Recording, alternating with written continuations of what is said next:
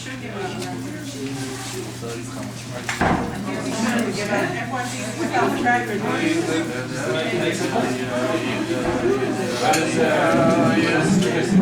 that? Where the speaker is going to sit? Over there. That'll be a little too long, right? Maybe 10, maybe 50 minutes. When I came in,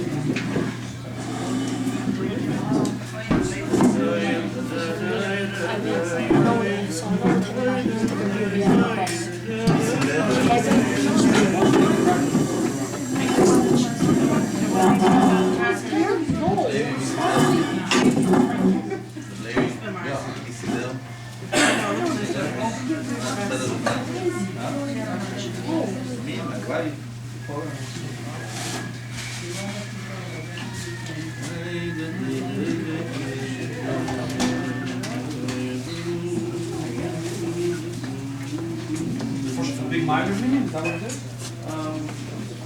15 people. That one? Yeah, 15 minutes ago I asked.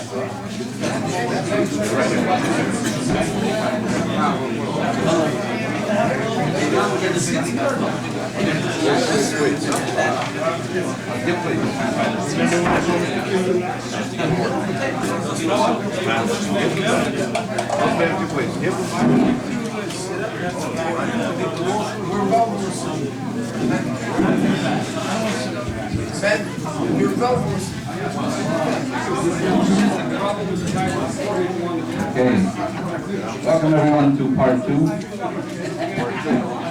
Due to technical difficulty, the mic is not going to work from where Rabbi Jacobson is sitting there. The mic is working from here. So we're going to ask Rabbi Jacobson to relocate, and I'll ask the kind people at the table to accommodate him here. Thank you. If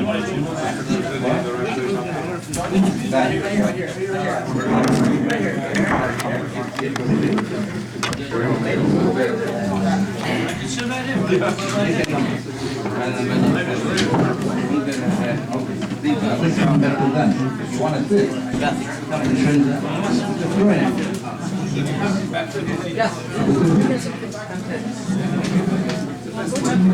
no, I don't want.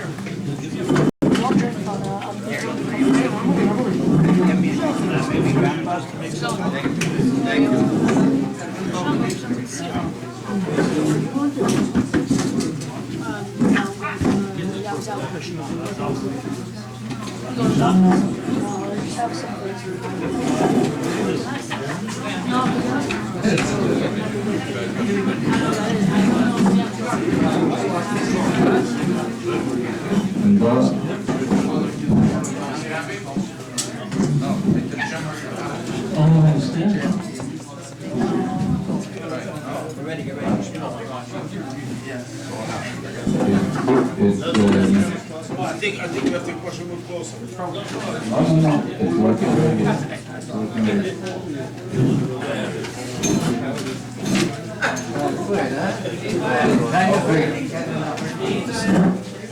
Working for the rabbi.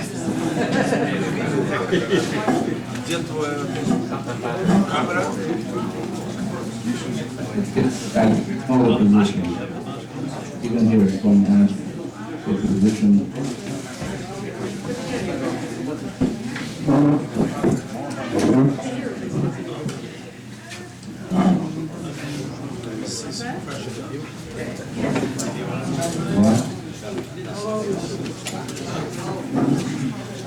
You gotta get the mask on.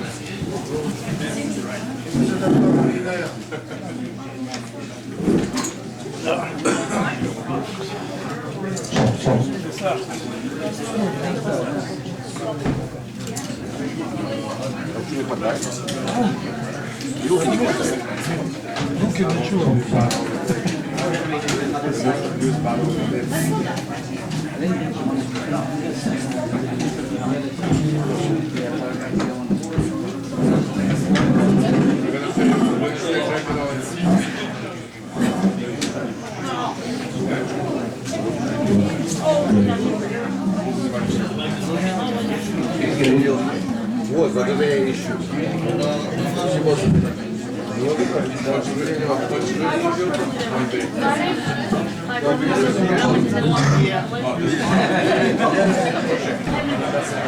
Are you sitting here still?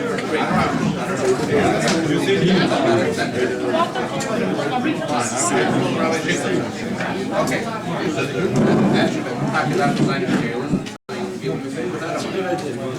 Okay. Okay. The mic may be working, it may not be working. So the shortest solution is that while Rabbi Jacobson speaks, we'll ask everyone to to give them respect, and then we'll do without a mic as well. Maybe everyone should take some food.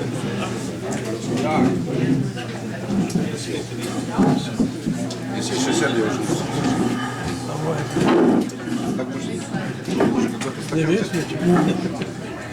Так, Масид.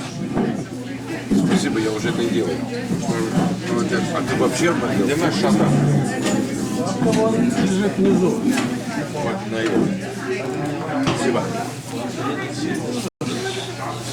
Я так и думал, что мне надо быть здесь, так это уже неуместно. Пусть благодарен. Еще. Okay, good evening, everyone. Continuation of Yud Shvat. Can you all hear me?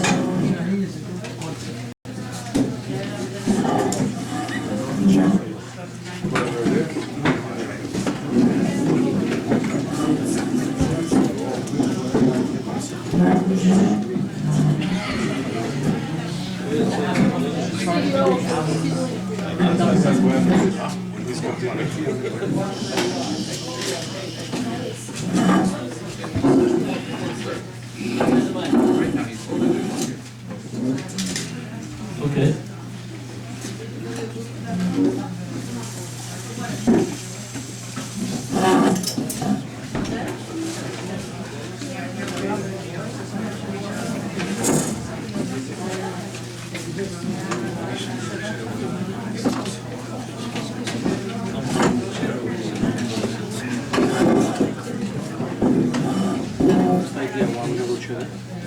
As I mentioned earlier,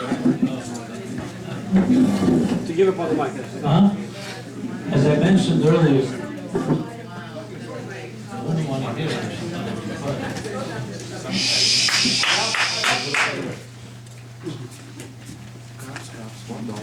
So though Yud Shvat, you can all hear me? Yes. Okay, fine. So even though Yud Shvat happened so many years ago, 74 years ago, 73 years ago, but its relevance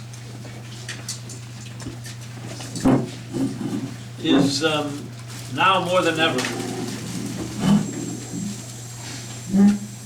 As the Rebbe would say very often, it was Royet Sein Lo Yazib Sein Marisei, meaning a shepherd never forsakes his sheep.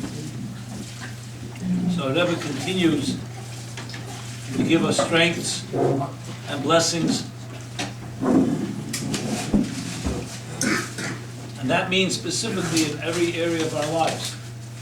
And everybody here has their challenges, has their issues, as they say. And though all blessings come from Hashem, from God, but Hashem made it in a way that He sends these blessings through the leader of the generation, Moshe Rabbeinu in his time, and then the Moshe in every generation.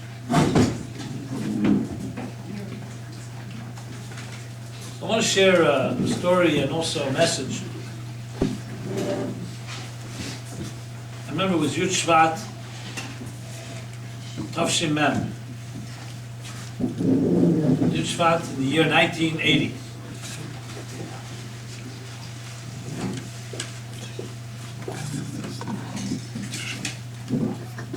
And it was the 30th anniversary of the Rebbe's leadership. So it was like a big event. One of the big Farbrengens in 770. I'm sure Rabbi Zaltzman remembers. Right? The year before you came here.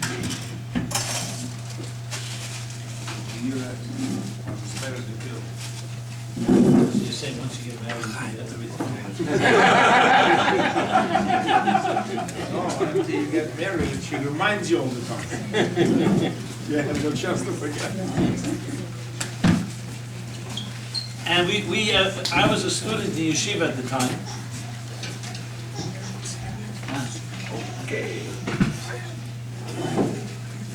Maybe get this guy a seat so he can just sit down and stop distracting. I have to be special.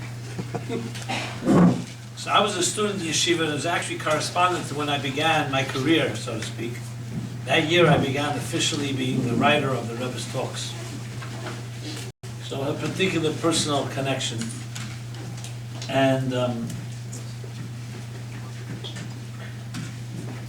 in many ways, we anticipated that year because the Rebbe had said to people before that when it comes to 30th anniversary, the 30th year, there'll be new revelations. So we're all like wondering what new would come in 1980. You look back now, you'll actually see 1980 was also the year Reagan became president. In many ways, that was the year where the Rebbe, for lack of a better way of putting it, moved his activities not just to the Jewish world, but to the larger, also non-Jewish world. So among the events that happened, so you may know Rabbi Yosef Yitzchak Schneersohn, great Jewish leader and scholar. So he came then to formally pay his respects. The Rebbe's 30th anniversary, he came to the Farbrengen, which was a big thing because though him and the Rebbe knew each other back from Berlin University, back in the 20s, 1920s, so we're talking about 60 years later. And he was a leader, I would say the more, in the Orthodox community, the YU community. But it was a sight to behold when he walked in, the Rebbe walked in, and then when he left the middle of the Farbrengen, the Rebbe stood up for him, which was not a common thing. There was a deep mutual respect. On the way back, he came with a friend, a colleague, or I guess a student of his. His name was Rabbi Hershel Schechter. So who drove with him when they left the Farbrengen. He was to spend time there, I don't know how long it was, an hour. More than an hour, hour and a half. On the way back in the car, Rabbi Schechter asked Rabbi Soloveitchik, so what was your impression? And is he a different man than the one you knew back in Europe? We're talking about almost a half a century, more than half a century. So Rabbi Soloveitchik answered that the Rebbe in 1920s, and I knew him there, he was a Talmid Chacham. It means a great scholar. Now he's a Nasi B'Yisrael. He's a Jewish leader. And he said, difference between a scholar and a leader is this. It says when Moses was on Mount Sinai the first time, and he received the Torah, the Matan Torah, he spent 40 days, 40 nights learning with God. So when he came down, he was a great scholar. He said, but then, after the Jews sinned and they built the golden calf, and they betrayed God, and then Moses went up a second time, and a third time. And now he was asking God for forgiveness. And the second time he came down was Yom Kippur. He became a leader because he sacrificed his life for his people. A scholar is a scholar, is a teacher, but he sacrificed his life. So now he's a scholar, he's a leader. And when does it say that the Torah that Moses' face was shining, nobody could look at him? It was after the second tablets. That's how he described it. I say it because I think it's important to understand. When I mentioned leaders, we don't have any leaders today. And a leader, a true leader, is someone who's completely and selflessly dedicated, not to himself and not to his power, and even with all the good intentions, but he's dedicated to his people, and he's ready to sacrifice himself for that. One of the things that happened when God was telling Moses, he said, how could I forgive these people? They betrayed me. They built another God, a false God. It was like the ultimate infidelity, where they, God told them, do not have other gods, and they chose another God. So God was saying, what can I do? They betrayed me, I didn't do anything to them. And Moses absolutely, Moshe Rabbeinu refused to take no for an answer, to the point that he not only shattered the tablets, think of that. Why did he shatter the tablets? Not because he was angry or a tantrum or he was out of control. It was very deliberate. As he said later to God, he said, erase my name from the Torah if you're going to not forgive the Jews. Now who says it? Erase his name from the Torah? That means Moses was not at fault. You know, most people, when something happens wrong, they right away point fingers at everybody else. Here, this leader, Moshe Rabbeinu, he wasn't even part of this. And he was taking the full blame on himself. So the prices that a leader pays are sometimes hard to even know and estimate, because he takes upon himself responsibility, even for the mistakes of his students. Which is an unbelievable connection. You know, most leaders, they see themselves in an ivory tower. There's a powerful story they tell about the Mittler Rebbe, second Chabad Rebbe. So people would come see him, and they ask advice, personal advice, other things. And once, there was a long line of people waiting to see him. And in the middle, the Rebbe uncharacteristically suddenly said he can't continue seeing anyone, which was out of character because he knew that people are waiting. And he remained secluded in his own room. And his gabbai, his assistant, heard how he's crying and praying, like something was bothering him terribly. Finally, after a while, he resumed. And he explained later that when someone comes to see him and asks for advice, he doesn't just give advice. He has to find the problem within himself. You hear this? He has to find that he has also that problem somewhere, subtly, in some way. And once he repairs it within himself, he can give advice to someone else. Now we know the Rebbe is not exactly has the faults of ours, but his connection is so deep that he empathizes to that point. It gives you comfort because, you know, we live in a world where we have many other challenges. We all know, if we're honest with ourselves, we all know we have our flaws. We have our mistakes that we've made. So to know there's a person of that caliber who, frankly, on his own, as I said when I talked earlier, could be in his own privacy and doesn't need to be involved with people, but cares and cries. I had a friend in yeshiva who was having his challenges, and his father said to the Rebbe once, Rebbe, I need your prayers for my son. And the Rebbe said to his father, to this guy's father, he said, I wish he thinks about me as much as I think about him. So, in this world, as I said, there are many challenges, but when you know you're not alone, you know there's someone that cares, someone that cries with our tears and laughs with our joys. It just makes you feel and know that there's something deeper. It gives you strength, tremendous strength.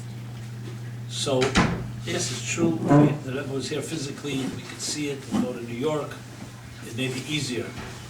But don't think for one moment that the Rebbe is less with us in any way. You know, whenever I'm asked by people, especially the media, they say, why don't you appoint a new Rebbe? Why don't you appoint a new Rebbe? Makes sense, you know. Like a company has a CEO, you don't have a CEO, you have to appoint a new CEO. The thing is that Judaism is not a company, and the Rebbe is not a CEO. So I always say, listen, my father passed away 18 years ago, And I don't appoint a new father. He's always my father. He'll always be my father. How much more so a Rebbe? So there's a connection that is deep and never goes away. Anyone here, I hope everybody has their parents and has only loved ones in your life. The true love does not go away because you don't see the physical connection. Our parents and grandparents pray for us, and our Rebbe even more so. So I thought it's important to understand why, for some of us who may not have met the Rebbe, don't really know everything about him. I mean, no one knows everything, but I mean, we're not that exposed. But he was a person who cared about people he may never have met even. There was just a spiritual connection that transcends time and space.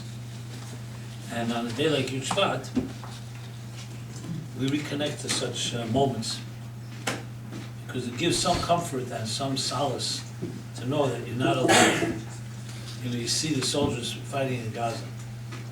You see all the videos. It's like unbelievable. You see their camaraderie and how they get strength from each other and knowing that others come to visit them.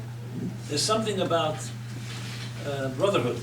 There's something about, you know, we say by Chassidim, Farbrengen, is about coming together, not necessarily always scientifically explained, but there's something about people who care about each other, not alone. A chassid is not alone.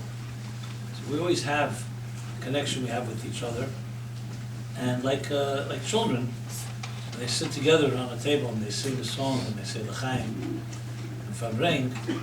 So there's no greater nachas, there's no greater joy that the father has when he sees that. The opposite is also true, which we're not talking about. So let's just know and recognize that just sitting here together and Farbrengen creates tremendous power. The Alter Rebbe said that what a Farbrengen can accomplish down below. Our Farbrengen is even Malach Machal, the great angel, that the protector of the Jewish people, cannot accomplish what a Farbrengen can accomplish. And a Farbrengen doesn't say who. Even simple people like ourselves, simply sitting and caring and praying for our brothers and sisters in Eretz Yisrael and for each other. There's a tremendous power in that. And it's something not to be underestimated. So Farbrengen is more than just a gathering. It's where they say there's a Farbrengen and a party and a speech. You know the difference. You see, that's aside from heaven. Maybe Malach Machal has arrived. Huh? He's not. Let him in.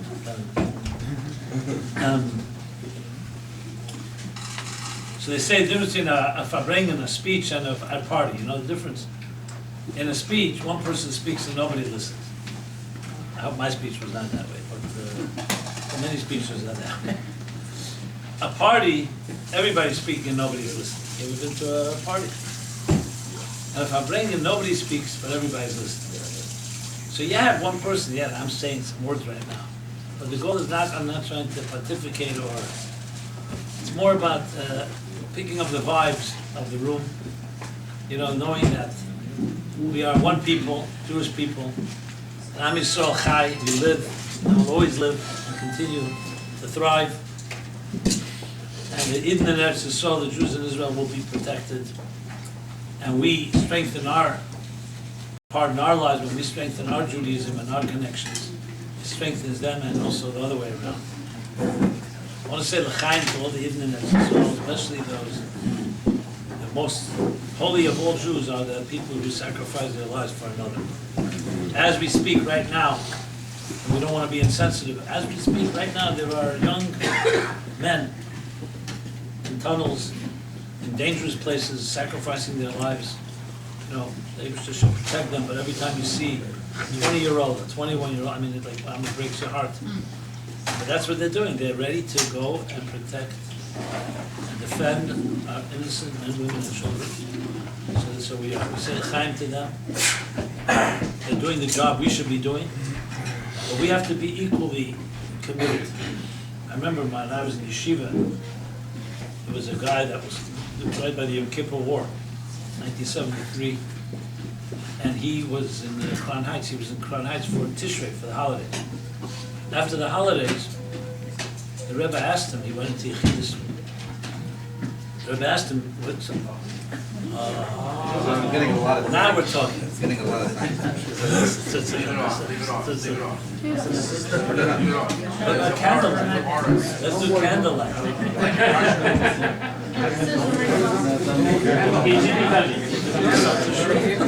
Okay. Lights up.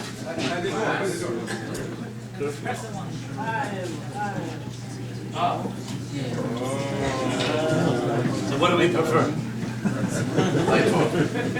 Very light bulb. We need to bring a lot more before we can bring in the You gotta get to know each other a bit. So, anyway, the Rebbe said to him something fascinating. I mean, painful actually.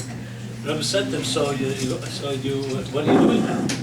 So he said he's going to stay and learn the yeshiva here. The Rebbe knew his customers. He was really going to stay and learn. So the Rebbe said to him, but there's a war in it. He said, no. And you know. So he said, yeah, he's doing his part here by learning. The Rebbe said to him, what time do you wake up? He didn't even need more than that, because he didn't wake up before 11 o'clock, I knew it. And then probably went for breakfast, and then for a falafel and some shawarma or whatever. In other words, yeah, you want to stay here, wake up 5 o'clock in the morning, and just like they're fighting a military war, you're fighting the war in Torah, by all means, but not to sit here and hang out. And for those that can learn, the Rebbe felt that was part of the war as well. There's the spiritual part and the military part. So bottom line is we can't be complacent, and we have to feel, as I said, that we are also here at war. So war, increasing the mitzvah, Torah. All the Rebbe's campaigns, all the Mivtzoyim, all were an outgrowth of the wars in Israel. Film, Zuzah, and all the others. In other words, when you see more darkness, you have to add in more light. So let's make this Achot Yushvat, honor of the Rebbe, in honor of ourselves, in honor of all the ignorant that's so. Take on extra something, get out of your comfort zone. That's what the time of war is. The Rebbe mobilized himself and mobilized everybody around him, and we have to do our part. And I said, Hashem should already help. It should be V'sakta Shalom Ba'aretz completely, without any more pain and more loss. And we should march right to the Gula Amitis V'Ashleim.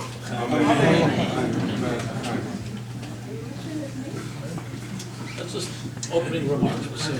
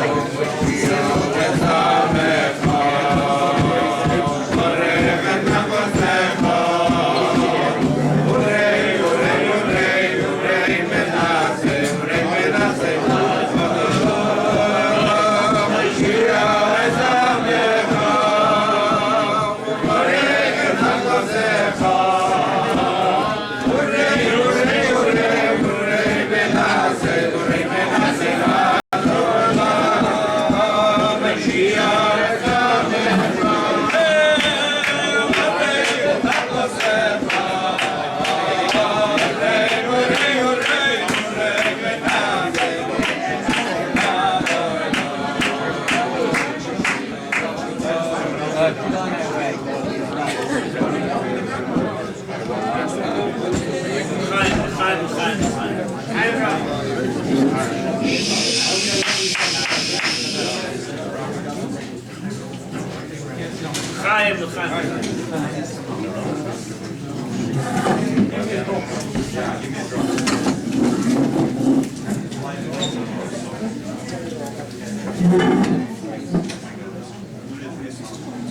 It's hard to speculate and imagine what the Rebbe would say in a huge spot like this.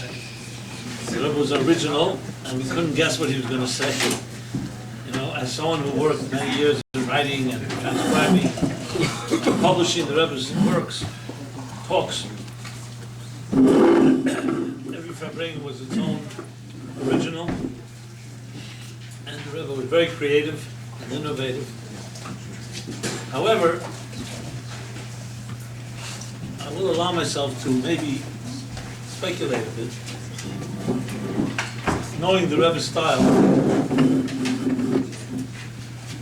and the way the Rebbe looked at Bossi Legani, the discourse I mentioned earlier, the 20 chapters of this discourse that the Rebbe delivered every year. Some of you probably know that every year the Rebbe would speak about one of the corresponding chapters. So in 1951, the Rebbe explained primarily the first chapter. 1952, the second chapter. 1953, the third chapter. Until 1970, the 20th chapter. In 1971, the Rebbe started the cycle again. And he said a number of times that this is like the mission statement of this generation. And in this discourse, you find answers and direction to all issues. So you don't need to be a rocket scientist to see that a very central theme in the discourse is about war. Actually talks about war, about battles to be fought. And he uses an example. He says that the war that we have, each of us has with our own internal, I mentioned selfishness, animal soul. The wars that we fight in a hostile, corrupt world, as this discourse puts it, that the goal is to take the falsity, the sheker, the falseness of this world, the corruption of the world, and turn it into krushim, into kedesh, which means into beams that build a temple for God. So when a war is fought, who are the fighters? So he says these are the souls of Israel, each one of us. They're called Sivas Hashem. And actually this week's chapter that we just read yesterday, when the Jews left Egypt, they were called soldiers of God. In other words, not just individuals, they were an army. And what's the army about? It's fighting a war. Fighting a war, turning a jungle into a garden, of transforming this world into a holy, sacred place. And the language that's very familiar with those other Exodus, Tanya, chapter 36, to make a dira b'tachtenim, to make a home for the divine in this lowest and darkest of worlds. So the discourse continues, okay, but to fight a war, you need weapons. You need an arsenal, you need ammunition, you need resources. So he says something fascinating. And on the contrary, in time of war, the leader, the king, will open up his coffers, his treasures, that he never showed anyone. You know, every kingdom, every empire has the inner, like Fort Knox has its treasures that were never revealed, but in time of war, to fight and win over an enemy, that touches such a deep place within us.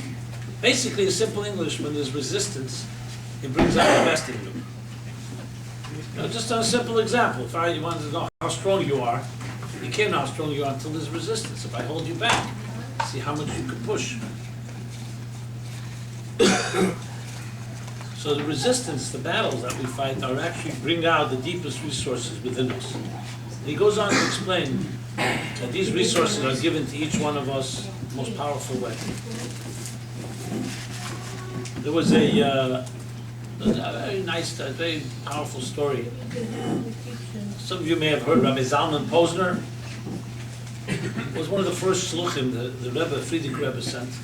He was a shliach. He passed away a little while ago.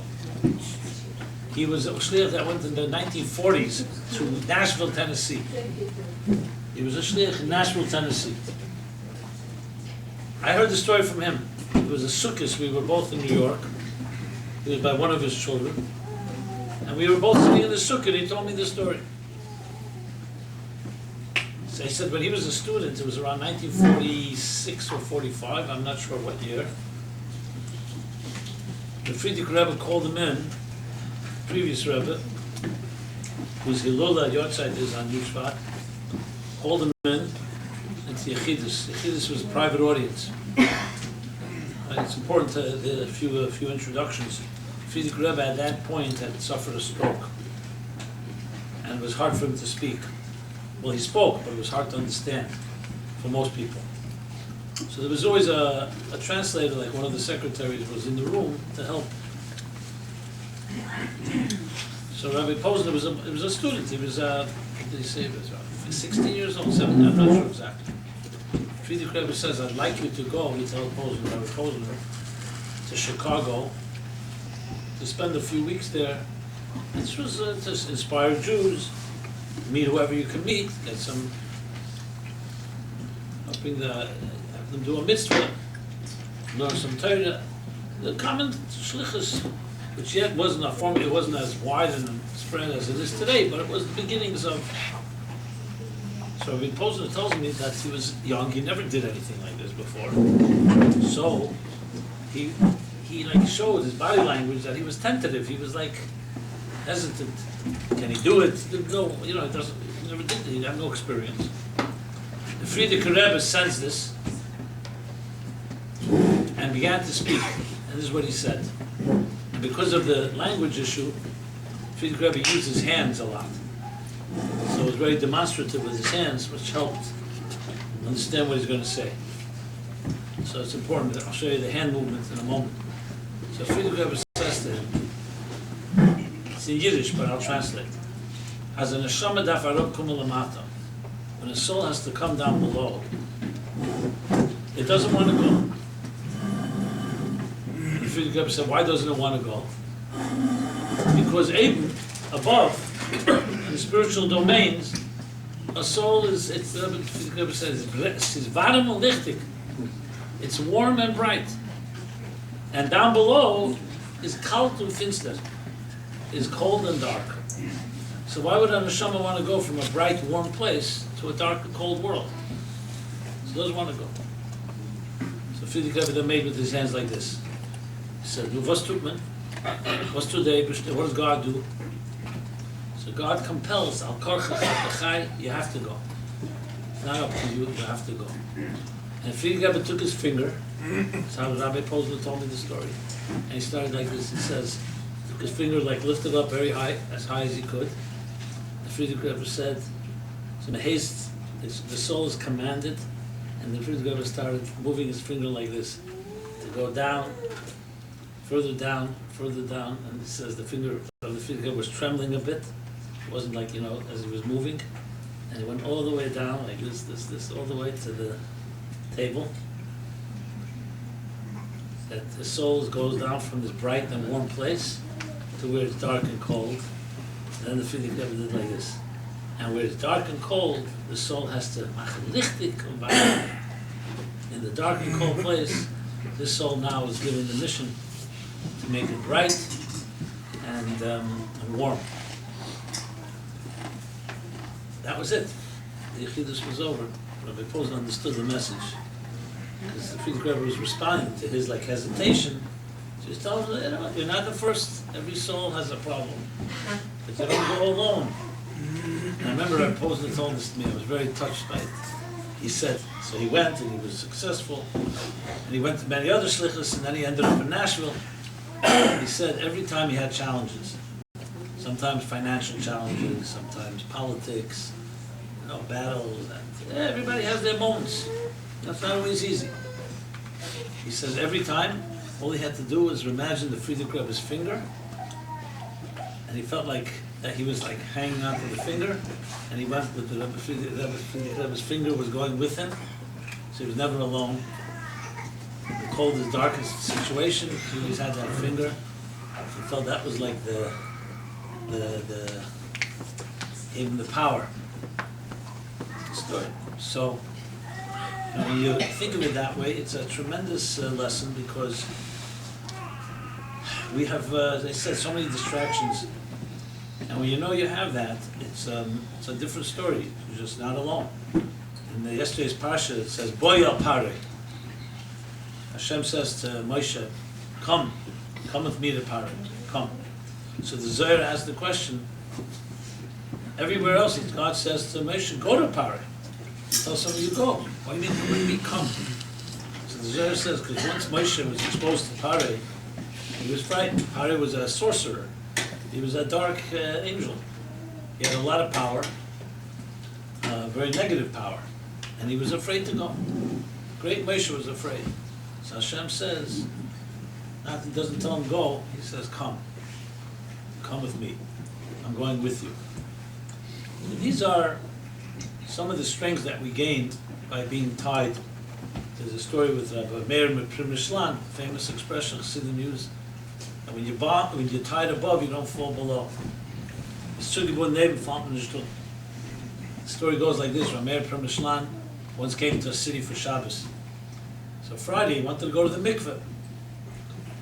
So he asked, where can he go to a ritual bathhouse? He wants to go immerse himself. So they said, nobody goes in the mikveh in the winter. Because the mikveh is on the bottom of a very slippery slope, very cold winters in Russia, full of ice, and it's dangerous. So people don't go. He said, nobody goes. No. He insists he's going. He wasn't a young man. And he started going. Some of the two young Chassidim who were like skeptics wanted to say, yeah, let's see what's going to happen with this old man, this old Chassid. So they followed him, and they couldn't make it. One broke his arm. I don't know how the story goes. There's different versions. Bottom line is they couldn't make it. But they saw he made it. He went into the mikveh, came out of it. Slippery slope here, didn't make a difference. He came back. So when they met him, they asked him, how did you make it on these slippery slopes? So he answered very simply. He said, when you're tied above, you don't fall below. What that means is that when you're standing like a midget on the shoulders of giants, which means you're not going as yourself. You're going with strengths that you were given. Strengths from parents, grandparents, schusovis, merits, and especially from the Rebbe himself. So you're not alone. So if you're alone, who you are on your own, you're pretty weak. But when you come with that, it's a whole different story. So the Maimon, basically, what's the guy is saying that each one of us, you have eitzes, you have treasures you don't even know about. They're very profound, they're very powerful. And when you do what you have to do and you fight your battles, you don't give up, and you don't retreat, and you don't waver. Those strengths are given to you, and you can accomplish far beyond you can ever imagine. You know, the story I told earlier tonight about the Friedrich Rebbe when he came to America. Yeah, these are Rebbes, so obviously they're great people. For them, there's no such thing as impossible. But they gave us strengths like that too. And you know, the greatest thing is to have a teacher that believes in you, even more than you believe in yourself. I remember once a journalist told me, I said, he was by Farbrengen, he used the translation, he said to me, I said to him, what did you take away? So he said, here's a man that believes in us more than we believe in ourselves. A man that sees not who you are, but what you can become. These are the people you want in your life. You know, very many people around us, they're very easy. You tell them you have some idea, you're excited, you're enthusiastic, and they right away tell you all the 100 reasons why it's not going to work. You have friends like that. Yeah, they throw cold water. They tell you, yeah, it's nice to dream, very idealistic, but you know what? And then you have people who are the opposite. no matter what you do, they tell you can do more. Not as critique, because they believe in you. And the Rebbe was typical of that. There was a story with another chassid that's also from the early Shluchim, Rabbi Moshe Yitzchak Schneersohn, the shliach in New Haven, Connecticut. Yeah. So he too was from the early ones, and he tells the story, a very interesting story. He said that, you know, he'd always write to the Rebbe what he's doing, his accomplishments in the city and the town. And then the Rebbe basically either encouraged him or instructed him to build a school. Okay, so every time he wrote to the Rebbe, always the response was, well, what about the school? So no matter what he accomplished here at the school, at some point he said, I have to admit, I stopped writing to the Rebbe so often, because I knew I'm always going to get this thing about the school, and I don't have a school. And I feel like I'm disappointed.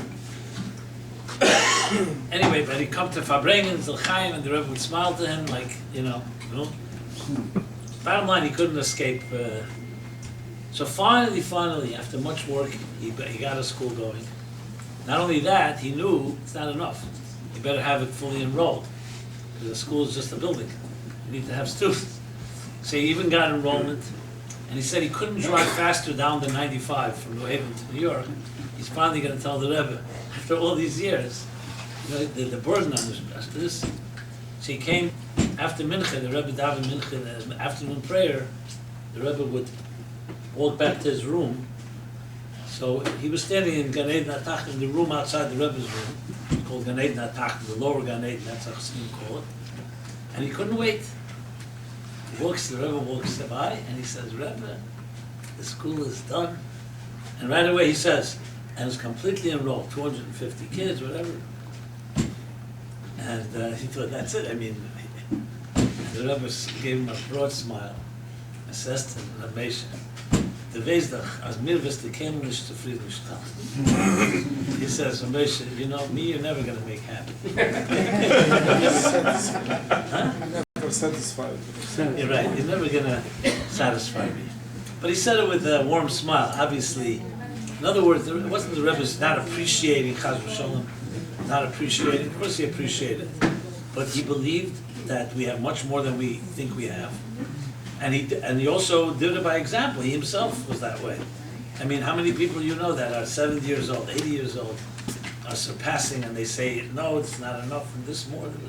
When Ronnie Perlman pledged $1 for every Jew on earth, like $14.2 million or something at the time, they told the Rebbe, and the Rebbe said to him, thank you, and I want to share good news. The money has been spent, and we're waiting for the next installment.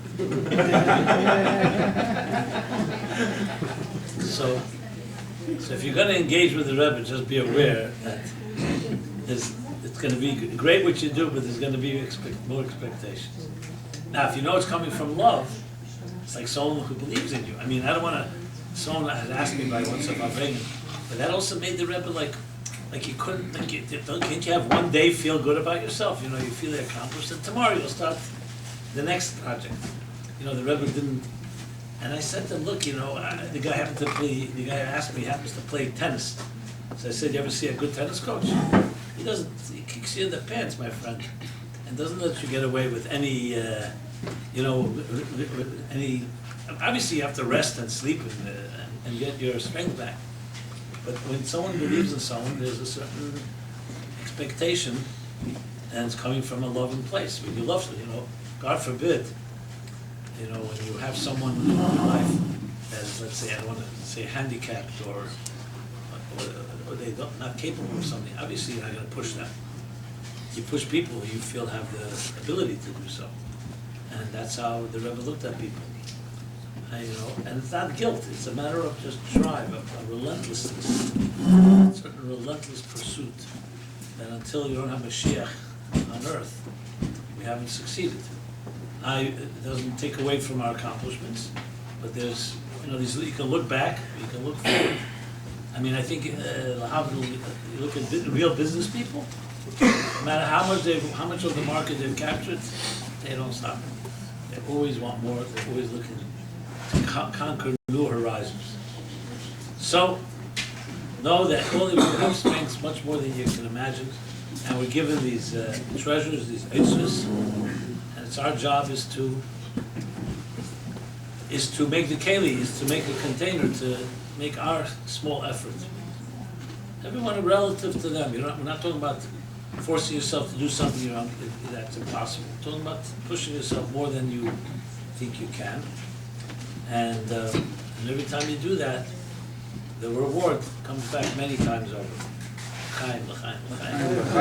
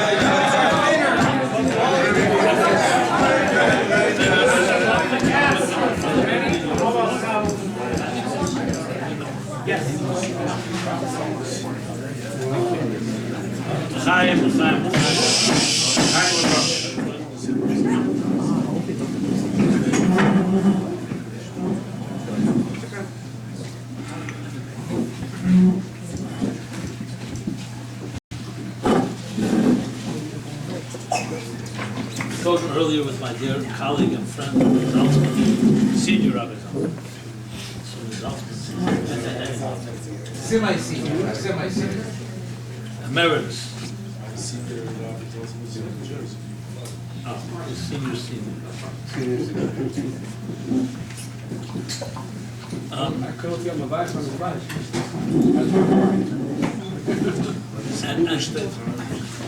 And I also mentioned in my talk earlier in the shul,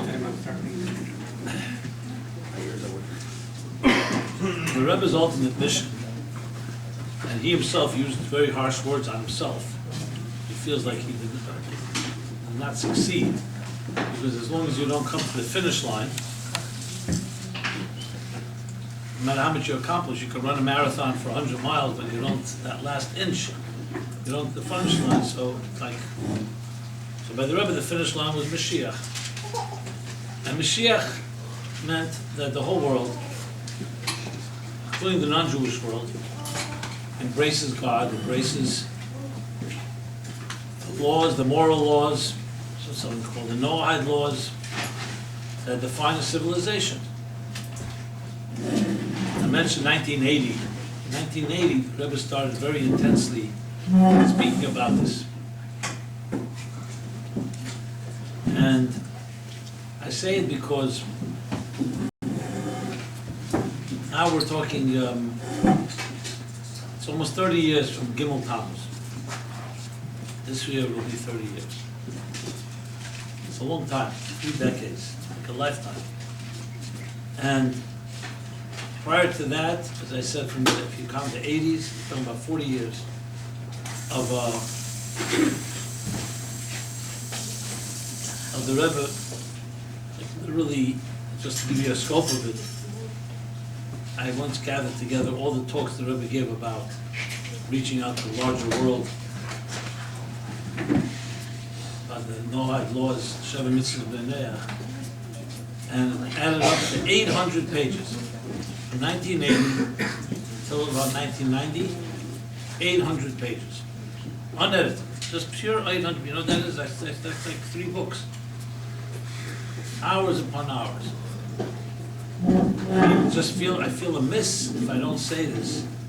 Since the Rebbe said Chav Ches Nissen on the 28th of Nissen, 33 years ago, a little less than 33 years ago,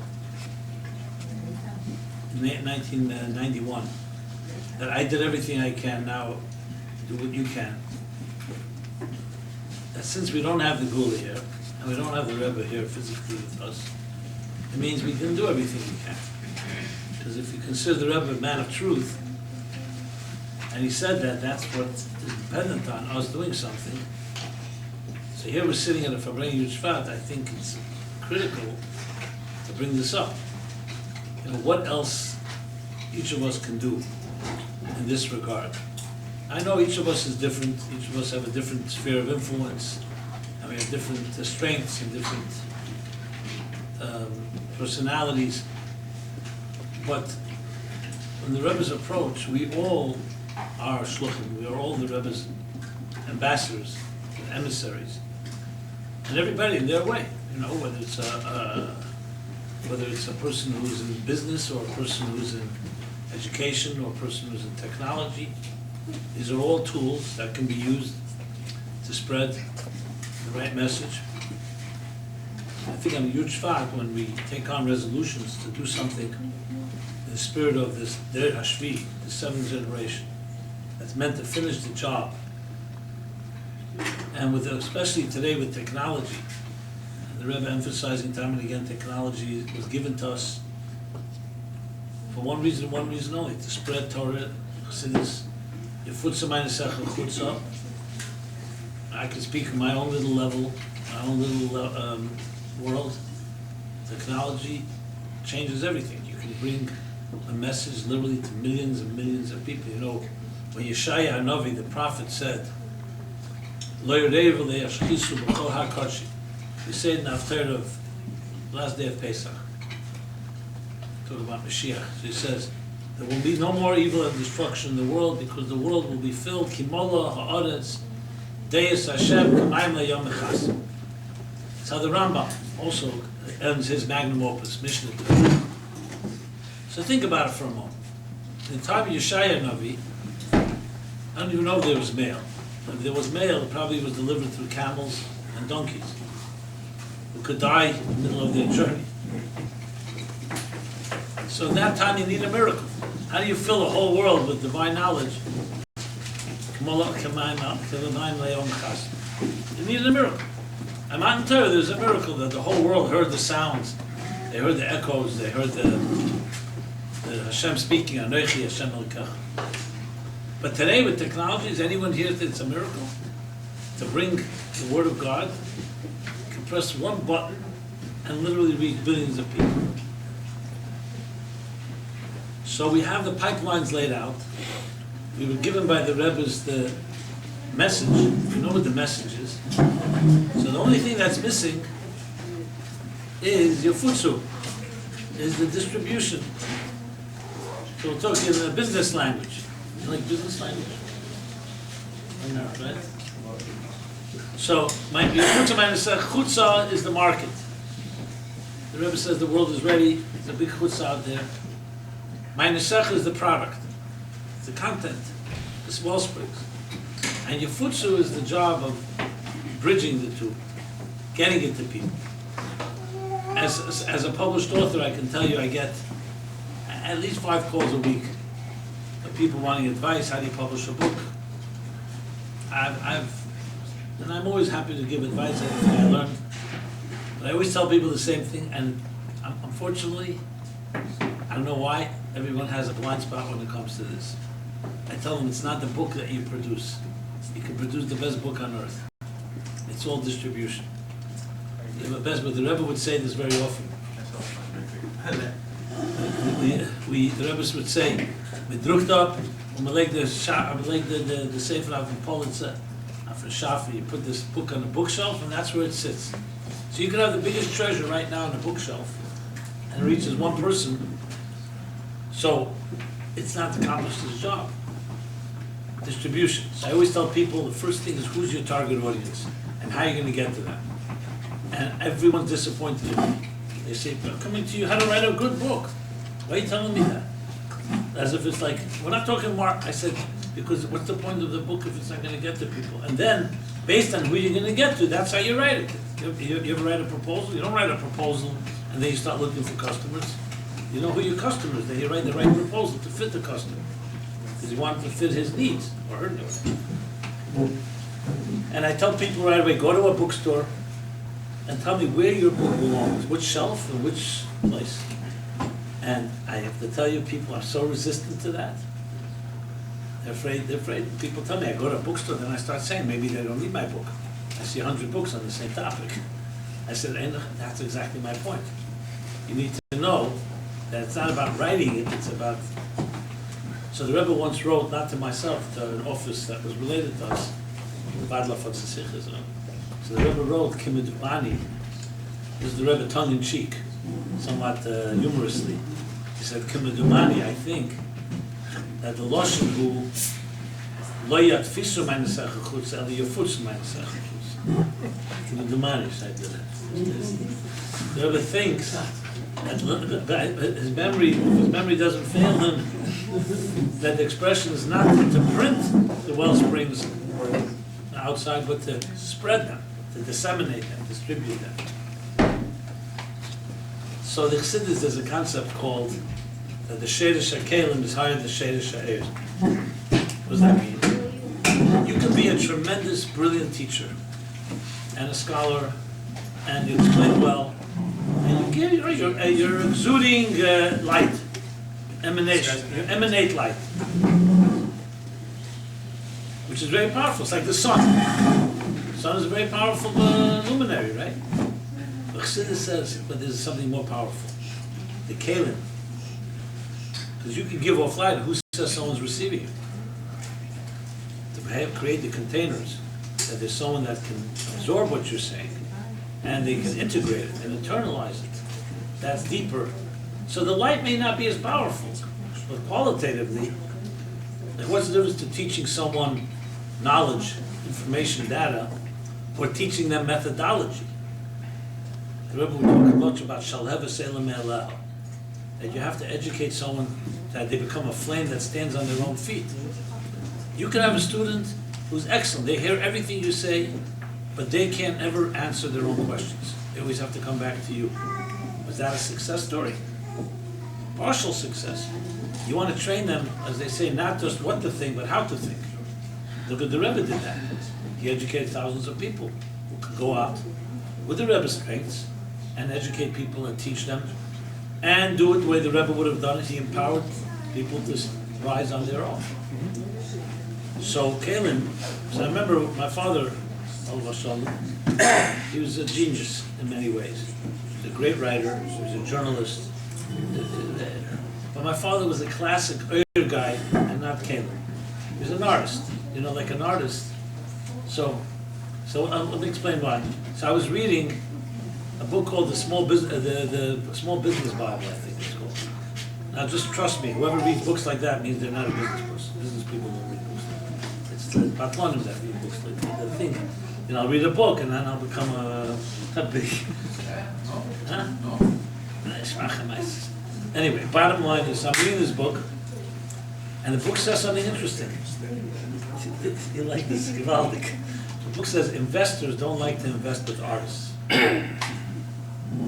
Why? Because an artist, his main thing is to get the art out of his system. He creates a beautiful piece of art, and now then you can sleep peacefully.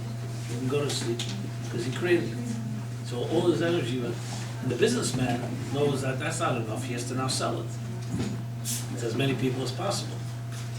And the artist will say to him, "What are you into money? The main thing is the art was created." My father would produce a newspaper every week, Algemein. And I remember the simcha he had on Wednesday night, once he finished, it's like you hit your deadline, published. He loved it. And he was like, and 5 people could tell him the newspaper was great. My father, that was all he needed. And I'd say to my father, but why shouldn't 5,000 people read it? Or 500,000? He says, what's with you and your numbers? Who cares about the numbers? Because an artist is like, Hamshachas Eir. Give it that Eir. And doesn't think about the containers that much. So I came to realize the businessman is actually more selfless than the artist is selfish because he expressed himself and that's all he needs. The businessman wants to have more caring for him. So I went to my father, who I had a great relationship with, and I said to him, I just read this article. I spoke in Yiddish, and what do you think about this? Because my father's answer was, Kavaldik answer. He says, "That's great. You should write an article about it." That itself, he turned into an article. That itself. So I said, piece of art. That itself, he turned into a piece of art. And I just said, "There's no hope for you. Forget it." No, I love my father, and he was a great guy, but it was just his interest in Not the business. Huh? Not the business. So businessman, so a businessman in a certain way seems like almost heartless. He doesn't appreciate the art. He's busy selling. He's busy numbers. My father loved to tell me, you with your numbers, stop with the numbers. And not everything is numbers. I said, Tash, you need $1 million to do this. He says, do with our numbers. What's $1 million? Maybe tomorrow someone can come in and drop $1 million. I haven't given an Indian. It can happen, so it almost happens. Your father knew my father. Any fathers are this way. No, it's great quality, but you need to have 2 different strengths. So I'm going back to your footstool. That's what we have. We need to do that. So I've been working on myself because I have that personality too. But you have to, the key thing is to know, to reach as many people. Not that it's a numbers game. At the end of the day, you change one life, you change the universe. You know that. So it's not about even one person. You save the whole world. But still, if you want Mashiach and a critical mass, there is something about reaching a lot of people. So, with that said, I made a personal goal for myself, if I may confess, to try to reach, they tell me critical mass is reaching 20% of the population. So if you reach 1.8 billion, the rest will follow. Because then you have the tipping point. You don't have to reach everybody. You have to reach the amount, then it spills over. So what's 10% is 20%. 1% is critical mass. Yeah. Interesting. So it makes it a little easier, right? It's still on billion. Yeah, no, but in Toronto, it's more manageable. So look, I think that we take away inspiration, and we all have to do our part. Everybody their own way. I do it my way. There's no one way. There's 100 ways, all the different parts. But if everybody takes initiative and is proactive, you can go very far places. And this is by no means, I want to just make it clear, this is not criticizing or minimizing anything that was done. Great things. Look, we're sitting here for great communities that were built here. So tonight, Toronto, your community, Rabbi Zalzman, and by extension. True. So we don't take away from any of that. That obviously is to be appreciated. We're talking about going to the finish line. The Rebbe would demand, so that's what we need to do. And the Rebbe said when he turned 70, he said people asking him to retire, suggesting he should retire, look how much he accomplished. The Rebbe made it very clear. Age is not by the passport. And the Rebbe said a person's created to work, Adam quality. The whole point is producing and producing. So it was not a consideration. We're not quite 70 yet. So we have to rush. Well, my father had a stroke. And after the stroke, he was, it was hard for him to write and work. He got back all his strength, but he was also depressed. It has its effects, psychological.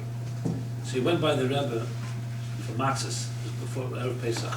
I heard the story from my brother-in-law. I never knew it until recently. My brother-in-law was in Koil that year, Metal Gun. It was $9, I think. So my brother-in-law tells me that he was behind my father, and my father was by the Rebbe. And the Rebbe says to him, why are you so down? The Rebbe saw he was like, so he said, I feel like I can go understand. And he was like weak and ruach, matzah ruach. And the Rebbe put down the matzah. He said like this, he said, Ich bin älter für dir, und nicht too old. That's what the Rebbe said. I'm older than you and I do everything. Was that start that? Okay. My father didn't say you're a Rebbe and I'm not. But obviously he was giving him koiches to say, älter für dir. Saying that the Shimon, the Rebbe said, it's not on that line. His great uncle, Russian Ches. Avram Zaltzman's brother, Shimon. That's by dollars. Since the Rebbe, I'm saying Ches. So where is the spell? It's not Ches. You say 88, I say 89. Where is this from? That's what the Rebbe was talking. How was you? He's Avram Zaltzman's brother. Your grandfather's brother. Great uncle. I remember him. He was around. He left Russia and Ches. He visited once, and he was here in America in Ches, and then he went to Israel. What about your grandfather himself? Did he? He was in Israel, Mandel. And He lived in Nachal from Old Testament. did he come out one day? He left Russia from Ches, winter from Ches. Oh, from the Before my bar mitzvah, he was already in Israel. You left on the day? Yeah,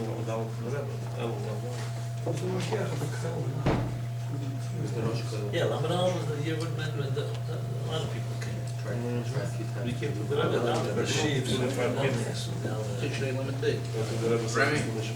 Mr. Rams?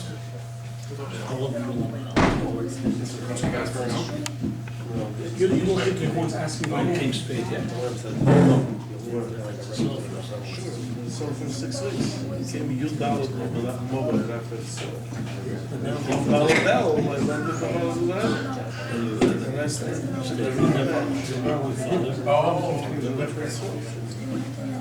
never told him to be cancelled.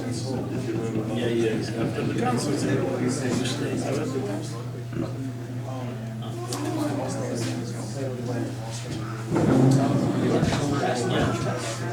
You're so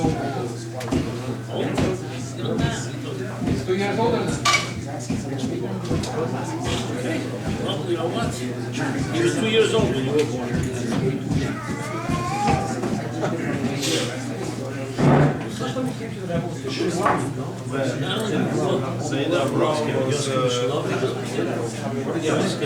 Yosef left Russia before. He went together with Zayd. He's Bar Mitzvah. But they came to the Rebbe together. Who else? Her age was that?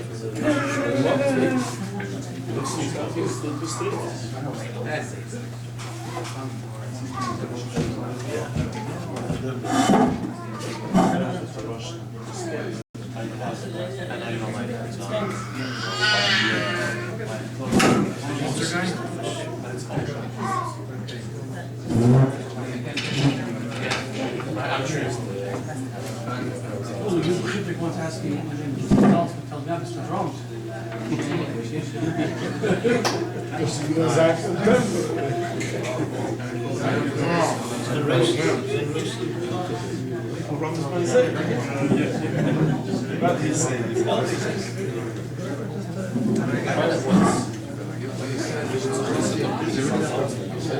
I had covered my first story on my last name. So you later found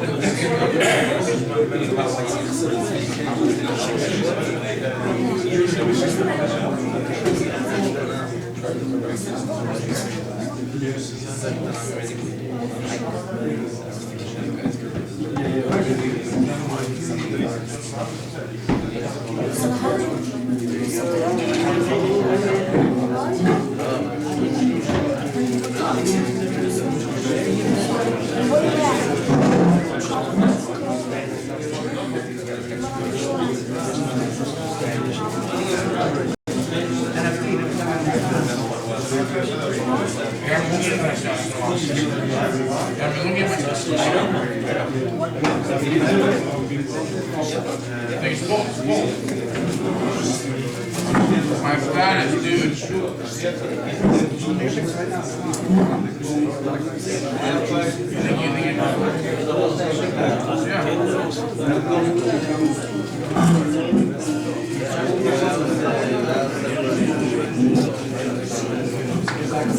That's what it's like.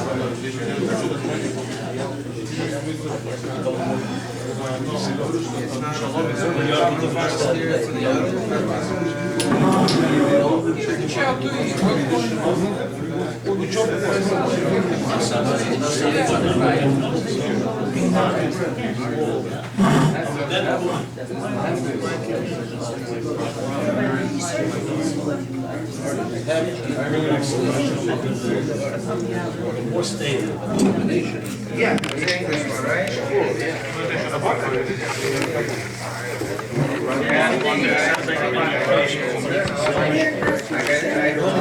I've only seen them as a set. Not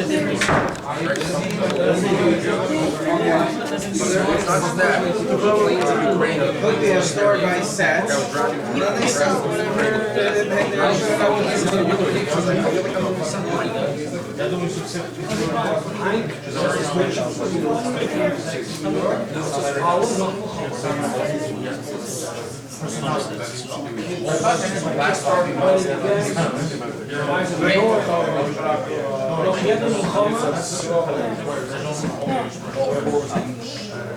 Russians came, all four hit them, they disappeared.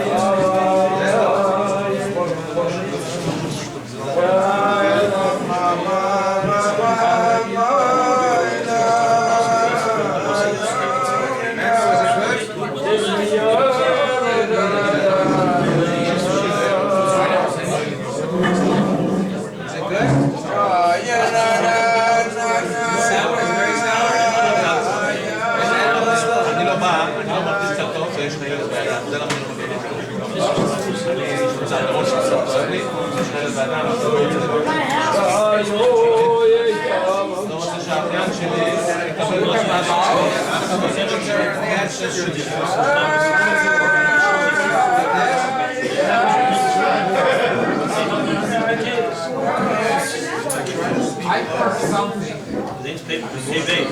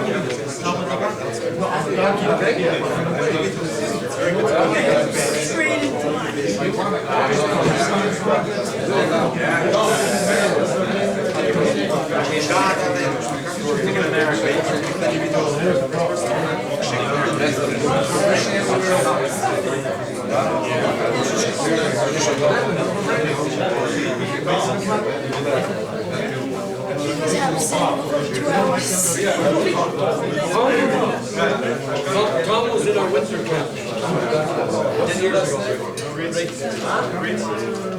No way. Tom rates.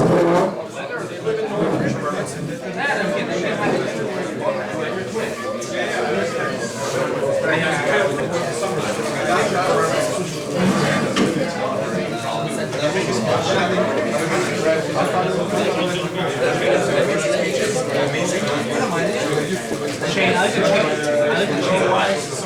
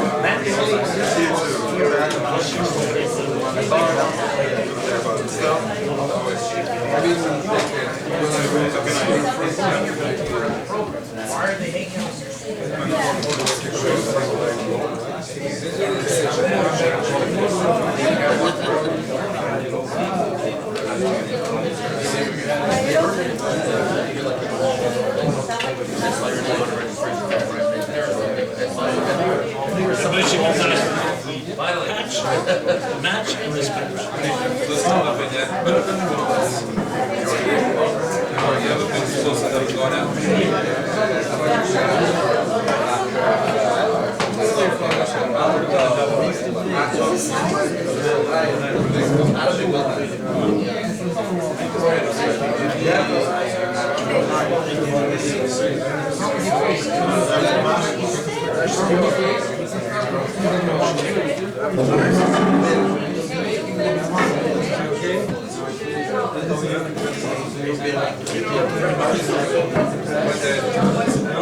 One day at a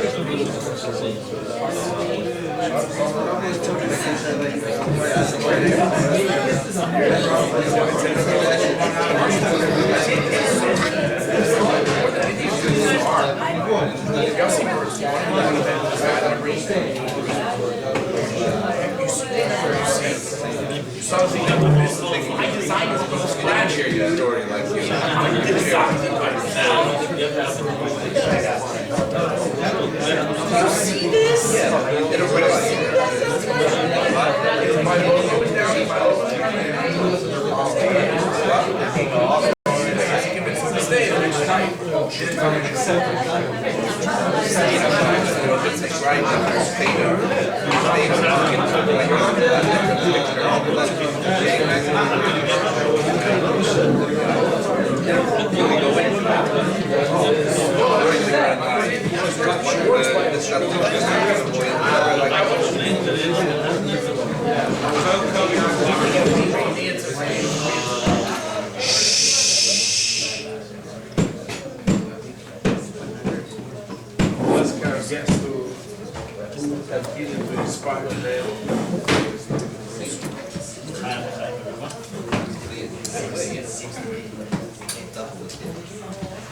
There's no curfew this time? Huh? Russians. We're Russians, we like breaking the rules.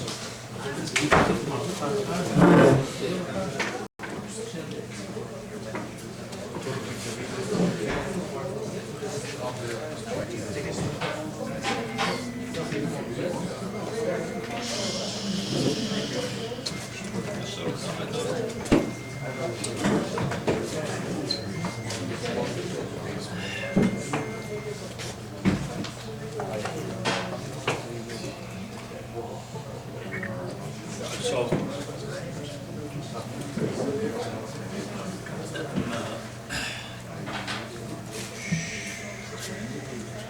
I don't know if everybody knows the whole background and history behind Basiligani, so I wanted to share a few things that I find that a lot of people are very intrigued and not aware, but also has some important lessons. So as you know, the Rebbe's first mimer was Basiligani, said in 1951. Farbrengen was upstairs in 770. And as the eyewitnesses tell it, the Rebbe was speaking some sikhs. This was the first anniversary of the first JRCC.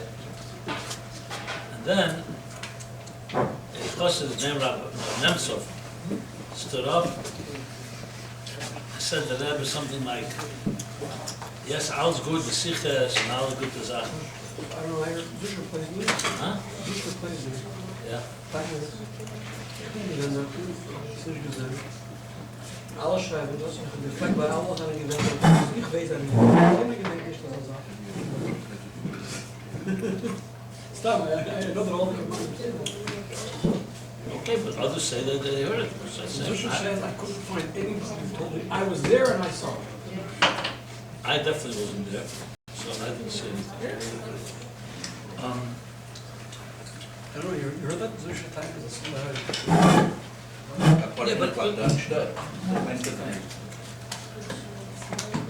Guys. This is the first time someone showed up a story I told before I told them. And it's not my story, that's what they say. So I'll qualify. Some Chassidim say this would happen, and Rabbi Zaltzman's Jr. is saying that Rosh Hashanah said he doesn't remember. Okay.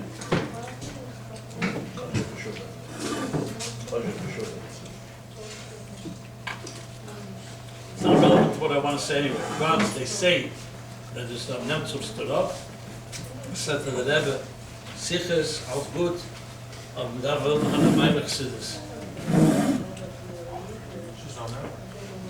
Maimer Chassidus. So whether he said it or not, but bottom line is, one thing is for sure. Does this just remember that Rebbe said the Maimer, or is that also? Huh? So the Rebbe began, we have it on tape. The Rebbe says, the Rebbe, the Maimer was the Rebbe for Yitzchak. They would start with the Nig and Boss and the guy there is Chalo. What's unique about it, the Rebbe said the Maimer, he stopped several places and they sang the Gunim of the Rebbe in the middle of the Maimer. Of course, the Rebbe himself also cited all the Rebbeim throughout. Stories. So the tape that we have is not a full tape. Some big parts are missing. But most of it is there. But the background behind that is that the year before,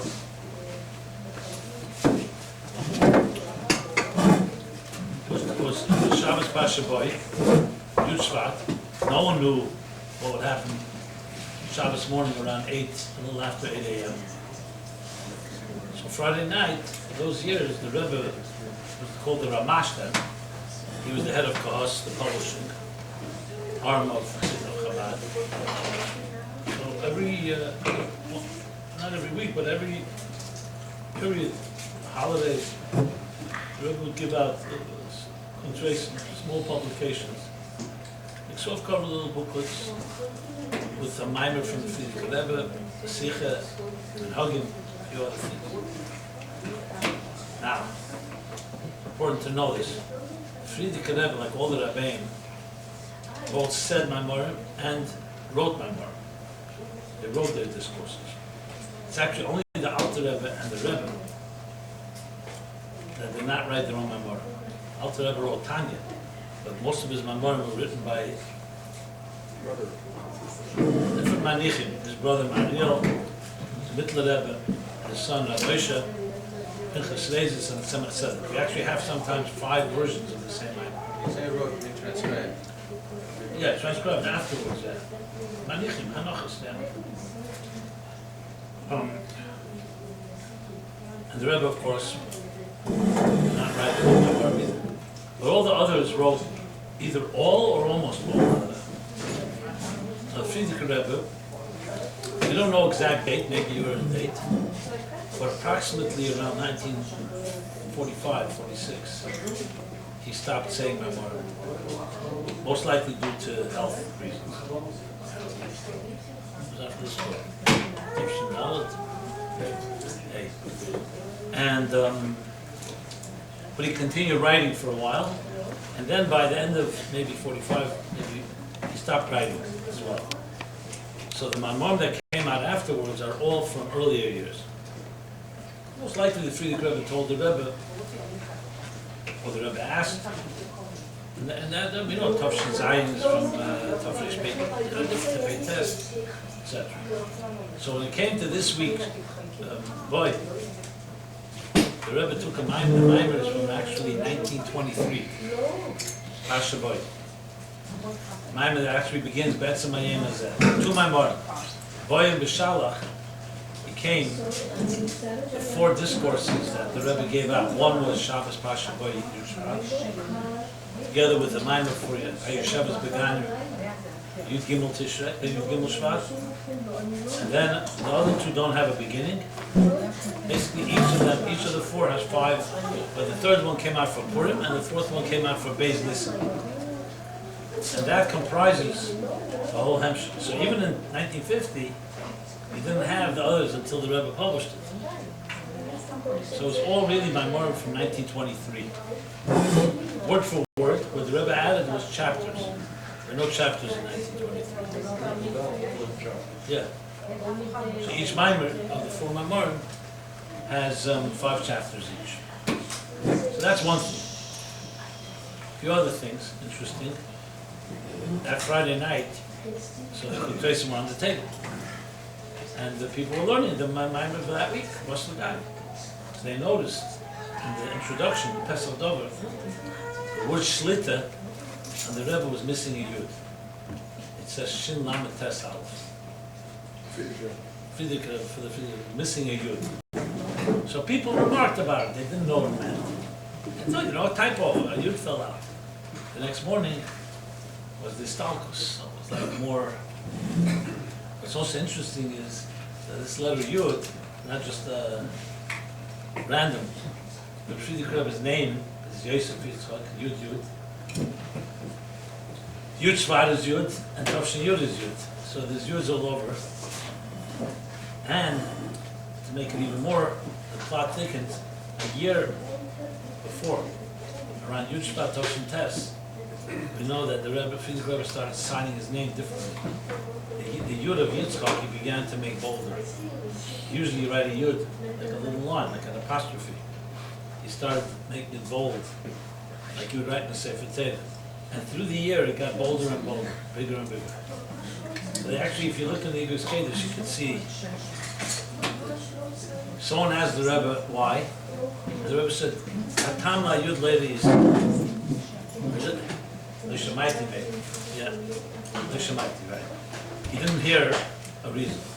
But Tavshin Nun, 40 years later, Nasa Arvain, Yud Shvat, Farbrengen, printed in Tavshin Nun, and the Rebbe explains the Yud.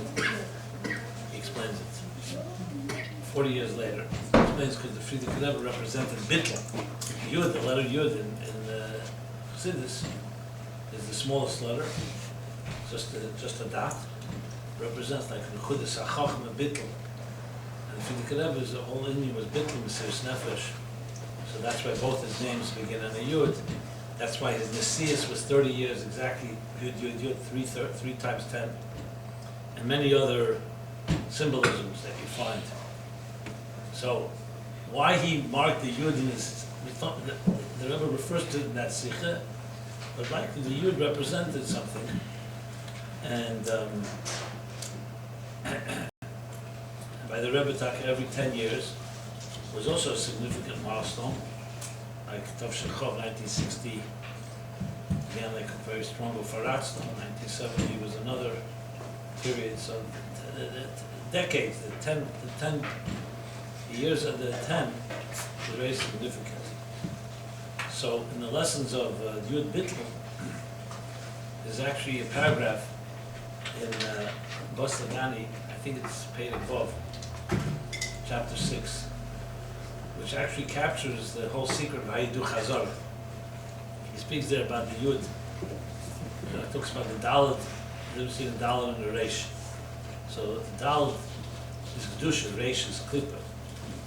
So the difference is the Dalet and Reish are both 2 lines, but one by the Dalet is a little Yud on the top, to the right. So that brings the Bittel, brings on the Bittel of the... So the Rebbe says there, what's Bittel? When a student sits before his teacher, he has to not try to understand what the teacher is saying. He has to be a klei reikon, like a yud, completely just to absorb. So, I talk about this a lot because people ask the question, how do you chazir Farbrengen? Hours and hours of the Rebbe's talks. And it really all comes down to the power to listen, the power to put yourself aside and just listen to what's being said, not try to understand it even. And I remember many times. What's the difference of observing and Middle of, you listen, okay. So, the tendency is when someone speaks, especially if you have a good mind, you right away listen and you start processing. This answers a question I had, this, start appreciating the whole depth of it. And the truth is to really absorb and memorize, you can't do that. There's an expression in the Gemara, I did the Torah l'mivla le polit. I did the Torah l'polit le mivla. When you're busy absorbing, you can't be exuding. And when you're busy exuding, you can't be absorbing. Meaning, there's certain foods, for example, salt is an absorber. So it doesn't give off a taste, it only absorbs. You can't listen and speak at the same time. I know some people think they can. But the truth is, so the idea of listening means, this may sound strange to you, but the more I remember for myself, the more I understood what the Rebbe said, the worse I remembered. It's when I didn't understand that I remembered best. Because then you're just like a dry sponge, just absorbing the idea. But when you know already the idea, you right away fit it into your framework. Because you start processing it. And that is like the ultimate yud is being able to, it's not about you. You're here to listen what you're being told. Then later you'll have the time to process. So it's a measure of the idea of bittul. And remember Farbrengen, one of the, that stands out a lot, is Toshim Mem Gimel that was put in 1983. And there was a few times the Rebbe spoke about himself. Didn't usually speak about himself, but once in a while he would say something. And the Rebbe says in this talk, and it's recorded, it's worthwhile listening to if you ever want a real dose of Rebbe Shabitl. He says there, that from time to time, a person wonders whether he's doing the right thing. He was talking about himself. He's wondering whether he does the right thing. What was he wondering about? And instead of everybody coming to hear one person Farbrengen put him, maybe better he should say everyone should go Farbrengen in their homes and learn to say this and Farbrengen and so on. Why is everybody coming to hear one person Farbrengen? So, no Chassidim had that question, but the Rebbe decided, the Rebbe was wondering whether he's doing the right thing. And then the Rebbe says, I'm organized because the Rebbe spoke about it, was very cryptic a bit in the beginning. There you saw what he meant. And so the Rebbe said, so what do? You consult with the Rebbe to know what to do. And he said, it's a story, at that time the Rebbe said he didn't hear it from his father-in-law, but if I say it's a true story. Another time the Rebbe said he did hear it through his Gimel, but that's another issue. So the Rebbe said he heard a story that once the Alter Rebbe was in his house, and he saw Chassidim coming through the window. So he went quickly and started closing the curtains and locking the window, locking the door. And the Rebbe and his wife, the Alter Rebbe's wife, saying, says, what do they want from me? What do they want from me? So the Rebbe said these words. The Rebbe realized that she has to do something here. There should be a happy ending. It should be a good to self. So she said, they want to hear what your Rebbe has to say. Yeah. So when the Alter Rebbe heard that, sounds like the end of the movie. So that when the Alter Rebbe heard that, he said, Ebazei, I'll say and say. And he opened the door, and he came in, so the Rebbe said like this. The Alter Rebbe said it with Anivus, due to humility. And the Rebbe said then, the same Alter Rebbe that Kalemersht wrote Tanya Mepi Sofrim Mepi Sefer, Melukit Mepi Sofrim Mepi Sefer, killed like the Alter Rebbe was like some aggregator, compiler. Like he cut and paste pieces from the whole time, Zachidus from through and through, but the Alter Rebbe wrote that he gathered it from different writers and authors. The Rebbe said, today we don't need a Nova, and that's the Rebbe's Nova. He said, but because Ashgacha Pratis, Pliny ben Pliny, a certain individual, heard from his Rebbe, that's why everyone's coming to hear what's the Rebbe. That's how the Rebbe answered. It was amazing to hear. Not that we needed to hear that from the Rebbe, because it's fine with us to hear it from the Rebbe. We don't need to necessarily only hear. But it was just this utter bitler of Rebbe. Every Rebbe feels he's just really continuing what came before, and through that he's machadish a lot. It's not like a humility as in like he doesn't understand his qualities, but the strength comes from something before. For me, it was always a wonder.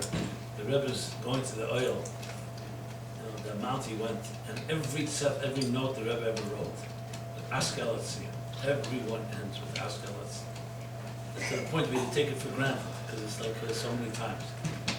Every note that he wrote, mentioned on the tzibur.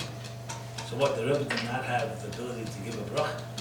Obviously he did, but there was this understanding that you're a channel of what came before. I thought it was, to me, it made the Rebbe greater, not less. Because it's like, you see, it's like one extension from Moshe Rabbeinu. So, the Rebbe, we always wanted the Rebbe to edit Sichos. Since he didn't write himself the Farbrengens, we wanted the Rebbe to edit as many, but in the beginning of the Rebbe's leadership, he edited the first few Mamorim, Bas Lagani, the Aleph and Beis Gimel. But then afterwards he didn't edit. And so wherever there was an opportunity, Chassidim tried to get the Rebbe to edit. My years already became more popular, the Rebbe was editing more. So I heard the story from Yael told me once, that they finally found an opportunity for the Rebbe to edit. The Rebbe came out with what's called the Vad Chazoras Dach, Bochrim and the Light, Shabbos, should go to shuls and Chazar Chassidus, say a mimer.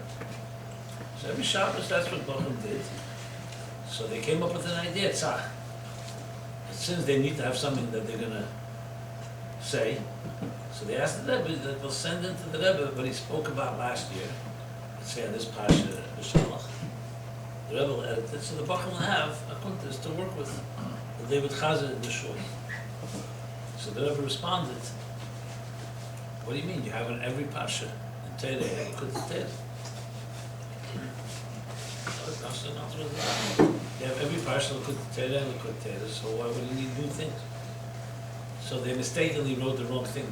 The response to the Rebbe was they want from the Rebbe, not from the Alter Rebbe. You don't write to the Rebbe.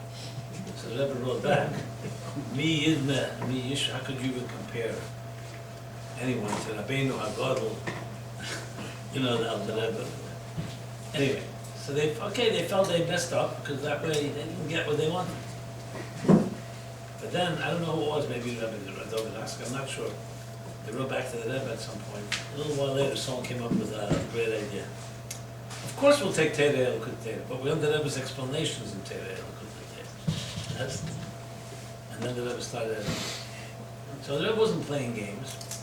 In other words, you want me to explain what Teirei says? Good. But don't set it. It's not a competition here between Rebbes here. Yeah.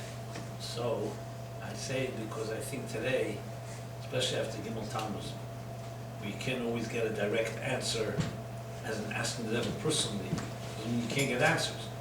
The Rebbe answers, will find a way to answer, whether it's some the Igris, oil, or you can just ask a cab driver, he may give you the answer, that it's critical to be very true to the integrity of the Rebbe's words.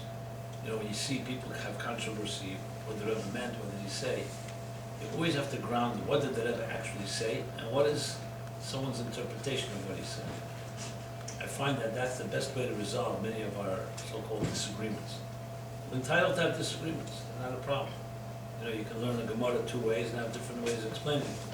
But you want it to be grounded in the source. And when you don't, I think without sources, you can always, what they say, farfarm, you can wander off and completely not be doing what the Rebbe wants to be done. Especially when it comes to more sensitive and controversial matters. So the bittul of the Yud is very, very vital, especially today, more than ever. It was always that way, but especially today. And thank God we have a lot of literature from the Rebbe, a lot of material. You can find a source.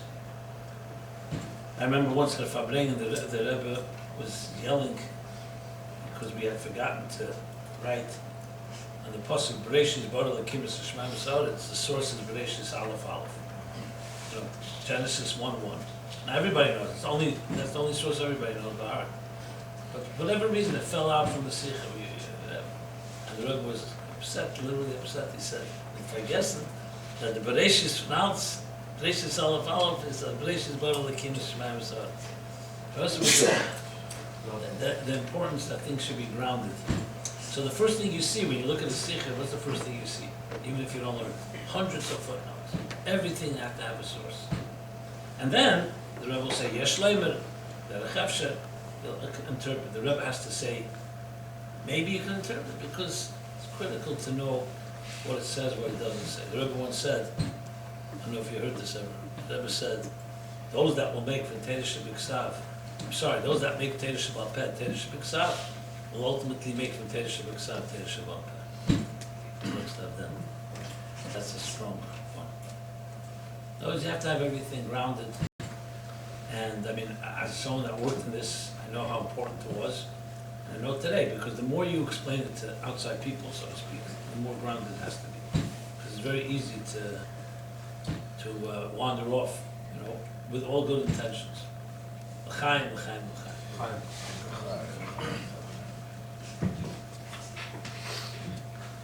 What's in the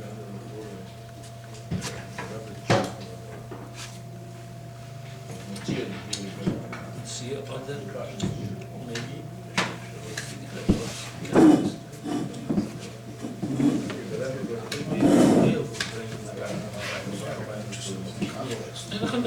No, it's all right.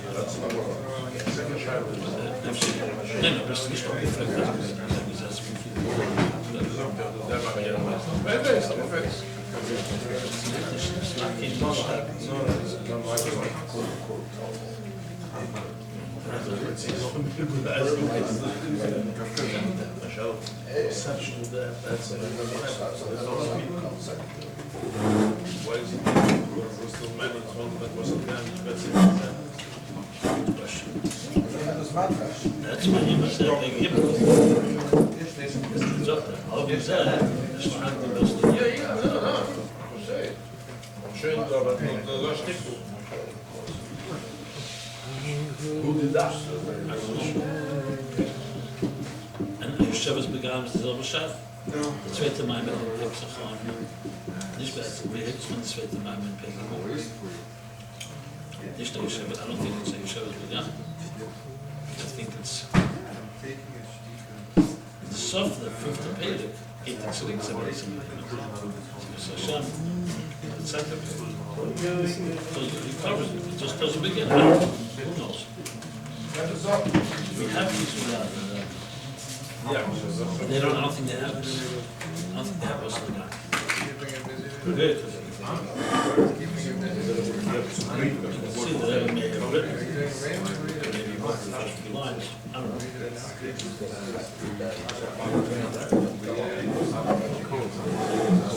I don't think anyone knows for sure. Also, it could be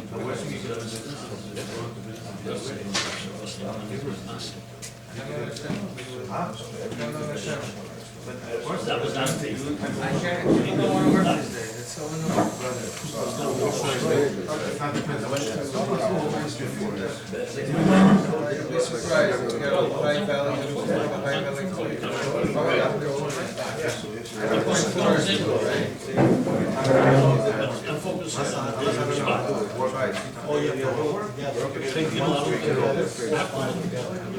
Oh yeah? maybe someone knows. That's why I'm not doing the website.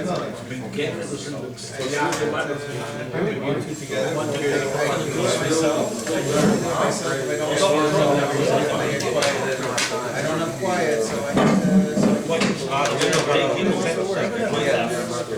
What's the guy? look out for That's What's safe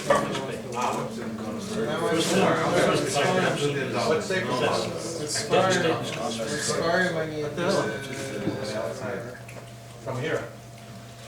Okay, maybe I'll put it out there. Just a class.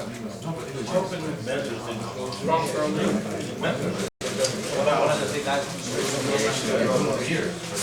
Hij steekt een aantal dan ook maar niet staan.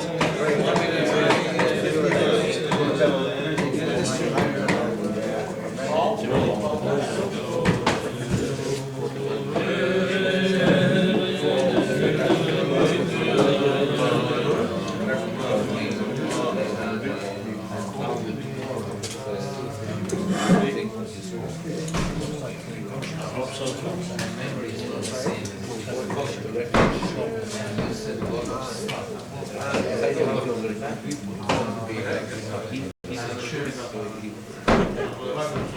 my book earlier says going to be up online. The trick is to listen and not to understand. Yeah.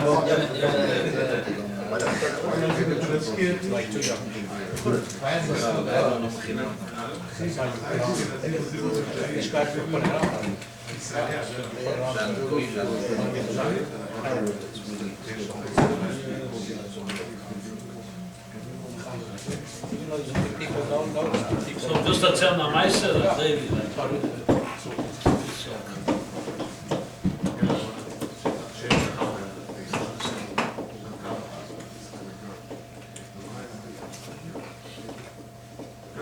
I don't want to be like Rabbi Nissen. I heard that when Rabbi Nissen Fabrach came out,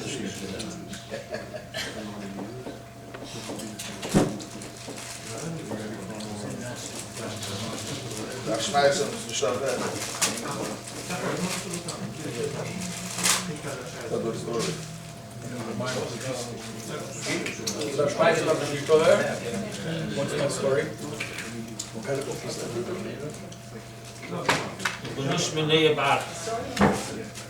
Okay, so talking about treasures.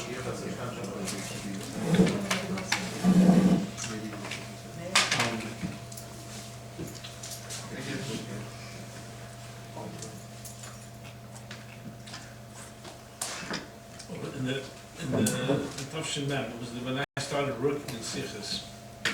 My first year I started writing. So we all have our embarrassing moments that you learn from, or we hope you learn from. So here's one of mine.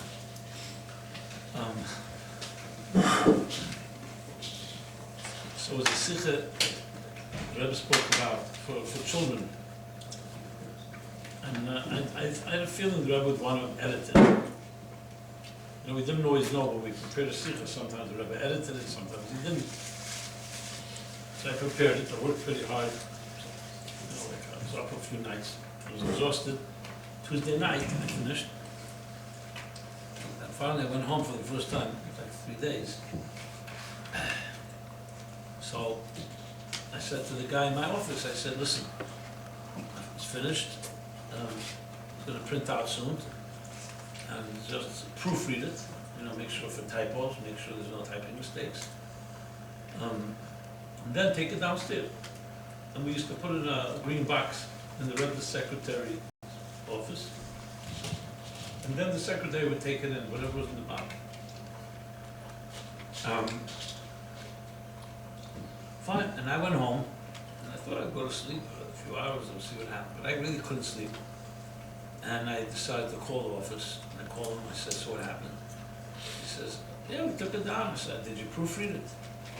Oh yeah, I forgot. I said, are you kidding me? Run downstairs right away. If it's not, if it was still in the box, take it out, and we'll have to proofread it. If not, it's already by the Rebbe, that's not a good sign. Not going to be good.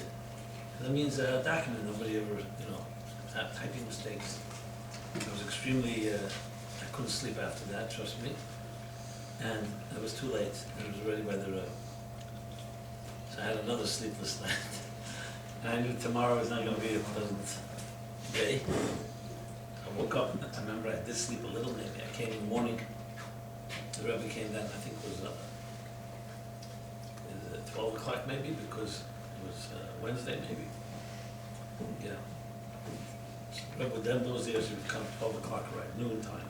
So Sunday, except Monday and Thursday, it came 10 for the reading of the Torah. And I'm waiting, and Labor Grona calls me. Says, you better get down here quickly. He says, the Rebbe edited the Sikha, but he wrote your note. What we call Yedidus Brivel. You know, Yedidus Brivel is? Yedidus Brivel is like, the Rebbe says sometimes, it's like a friend, your friend writes you a note, but doesn't have any, no gloves. You know, it's like a blunt letter. Yedidus Brivel. So I go down, I couldn't control myself, I'm reading, yeah. The Rebbe edited the whole Sikha, which was good news. On top of the front page, he writes, I designate a certain amount of time to edit the sikhs. He says, now, how am I going to use my time to edit the sikhs? He says two choices. The Rebbe writes, one, that I will correct all your typing mistakes and all the tikkun toyas and all that. So I use all my time to fix your mistakes. Or Bays, you fix your own mistakes, and I could add a deeper point, another footnote, and then the Rebbe adds, "Abchira biyotchem." It's your choice to decide how to use my valuable time. Now, what should I tell you? It was extremely disturbing. I took full blame, even though it was the guy that I was the head of the organization. I wrote back to the Rebbe, I apologized profusely. You know, like, no excuse, I didn't give any excuse. I just said, that the Rebbe was wasting his time, etc., etc. But I learned a lot of lessons from this. A few months later, I'm in the middle of Farbrengen, the Rebbe speaking. And the Rebbe says that shkiyas miyovim, meaning everybody makes mistakes. I rather knew he's talking about this. I mean, maybe other people too, but it definitely fit my bill. The Rebbe says shkiyas miyovim. The ikir is nicht sima machtos, the ikir is sima lernt sich eins from them, and there's a shmachem mitos atzveit. The main thing is not that you don't make mistakes. You learn from it that you don't make the mistake a second time. And that way, the first mistake actually becomes a lesson in life, because it taught you something that you become more careful. I was convinced that it was connected, because I had asked Mechila and everything. I didn't say, Mamash, you don't have to ask Mechila, but he basically hinted it's not a personal thing, it's to learn, etc. But it goes further than that. Years later, when my book came out, Torah Meaning for Life, and then there was an option to translate it into Russian. Russian, fitting our community. So Kabbalah, the people in Russia were ready to do it. And they were talking there, sponsor, not sponsor. So I, like an idiot, offered to find a sponsor. For the Indian. I knew George Rohr, so did they. Nobody wanted to ask him because they have other projects that he's giving. So I decided I'm nothing. So I'll ask George Rohr, he does business in Russia. And he said right away, yes. Like, I think $35,000. Okay. And here's what happened, unfortunately. So Russia, I mean, nothing against the Russians, but they don't work like American publishing, at least not in those years. So the dedication was made, and it was in Hebrew. I told the Elazar and the guys there, I said, remember, before you finalize, you have to send me the page, because I have to approve it. Which is a general rule in publishing. You don't print anything. They never sent it to me. I kid you not. I finally got a book. They sent me the book. The Akdosha right in the front of the book, not in the back. The Hebrew is backwards.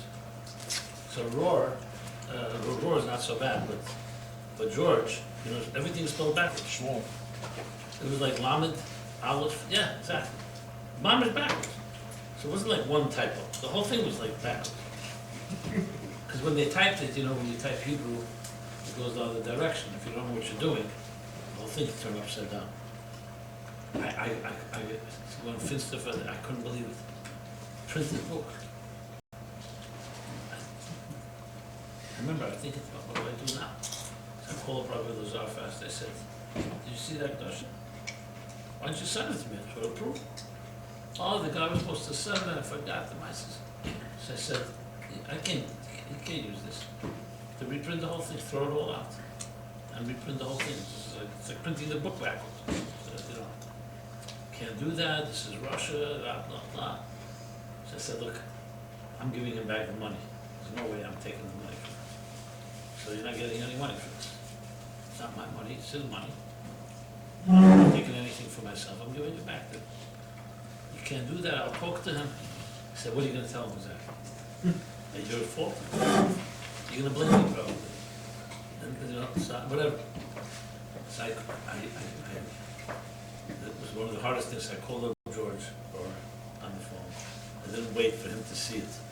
That would be, and I said, I have to tell you, what happened. And I take full blame. I didn't start blaming them. And I'm sending you back your money. I don't think we deserve to get the money because you didn't get your, And he, he was kind, but he didn't see it yet. It was still me saying it. So I said, let me fax it to you. Once I faxed it to him, I got a call from him back. He said, tell me, how many generations are you in publishing? I remember he said to me, my father, my father done that. He was like, how many generations in publishing? You don't know that. He said, need to prove, what was it? He was like furious. He was like so angry. So I said, George, I told you, let's call it quit. You give me back the money. It never happened. And that's it. Nobody can read that Gush anyway. So he wouldn't take the money back. And I didn't do it to me. I was going to give him back the money. That was to me. To me, I want to have a long-term relationship with him. I don't want to. He didn't take it back. But then I wrote him a letter, and I told him the story that happened with me in Tufshin Mem 20 years earlier. The Rebbe said, I said, I'm just telling you, the Rebbe said that people make mistakes and they learn from mistakes. I want to just share that story with you. So that I was able to be menachem. So see how interesting how things come around. So it actually helped me. I still embarrassed by it. It was very embarrassing. I'm sure everybody has things like this that happen. But here. How do you not make that mistake again? But in both cases, you ask the person to do something and it happened before you even. All you can do is be honest and sincere. And that's it. I mean, in this case, I knew the book would go back to print at some point and we'd correct it. But for that period of time, it was very uncomfortable. Trust me, things could be worse. This was not a permanent mistake. What happens a permanent one? What do you do with that? It's long forgotten. I mentioned it to George, he didn't even remember it. At some point, yeah. But the point I want to make as a lesson to all of us, besides acknowledging mistakes and being honest, is this. The Rebbe once told my father that what bothers him most, and he told a story to capture it, he said, is when people can ask for avonim tevis and magolis, for all the treasures. Instead, they ask for mabakach, for nonsense. And the Rebbe told my father this story like this, that there was a guy who was blessed with wealth, family, nachas, everything. And then one of the prosecuting angels, like the story with Eve, came and said to Hashem, yeah, he's a tzaddik because you gave him everything. Take away his blessings, and let's see how can a tzaddik go. So that's what happened. They tested him, and he lost everything, his family, his wealth, to the point he even lost his health. His very body developed this, the Rebbe said, like a tzaras, like leprosy. And he couldn't stop. His body was always uncomfortable, was itching. So the Rebbe said. And then finally there was Achmanas L'mayla. They said, Acha Sha'alti, give him one request. And the Rebbe started smiling, laughing even. And the Rebbe said, Punkt jedem Moment mit dem gesagt. You get one request. He had a terrible scratch on his back. So he says, give me a sherbel. A sherbel is like a back scratcher, but a piece of like a shard from something that's sharp that you can reach. There's something, those scratches that makes you drive you crazy? That's what happened. That was his luck. So he asked for a back scratcher. The Rebbe said, "Das ken beten favonim tevis margolis and bet Hashem." The Rebbe said. So it's a tremendous lesson. We're talking about Oslegani, the Eitzah, the treasures. We have tremendous treasures, and we get focused on nonsense. You know, some back scratch, a little uncomfortable. This when you could have asked. Basically, the Rebbe is like this. You fill up your cup halfway, the Rebbe will fill up the other half. You fill it all the way, then it'll spill over. You fill up a little, you'll get a little. It's all meets you halfway. That was the Rebbe's always approach to everything. You do a little, you don't do anything, and the Rebbe's going to go fix your mistakes. That's what I learned. I'm chir b'yotchem. That fix your own mistakes, then I can add. You're not going to fix your mistakes. I'm going to be busy. You know, you have a headache. You don't have to write to the Rebbe to take an aspirin. You understand? You can figure that out yourself. You want to use the Rebbe for things that you need the Rebbe for, not for nonsense. When I was teaching in Beis Rivka many years ago, high school. So two girls who were studying next year they were going to seminary. They both had invitation to go to seminary in Australia. And they came to me, they both wrote to the Rebbe. And the Rebbe answered one of them, Shotev Masada, all bracha to go. And the other girl, the Rebbe wrote to go ask her parents. So they wanted to know if I could explain to them maybe their souls of their destiny of their souls, maybe it's a gildul, who knows, some spiritual reason. So I asked them, can I read what you wrote to the Rebbe? And as soon as I read what they wrote to the Rebbe, it was clear. One girl wrote to the Rebbe, she has an invitation to go to Australia, she's excited this new opportunity and to bring the Rebbe's in Yonim all the way down there, that country, and all this enthusiasm. The other girl wrote to the Rebbe, she has this invitation, but she's concerned, it's a different culture, different food, she's not going to be in her own bed, not going to see her mother for who knows how long. Basically, a whole list of, she's not going to have her teddy bears. She didn't write that, you know what I mean? And so what do you think the Rebbe wrote to him? To the adult, he wrote, gave all the brachas.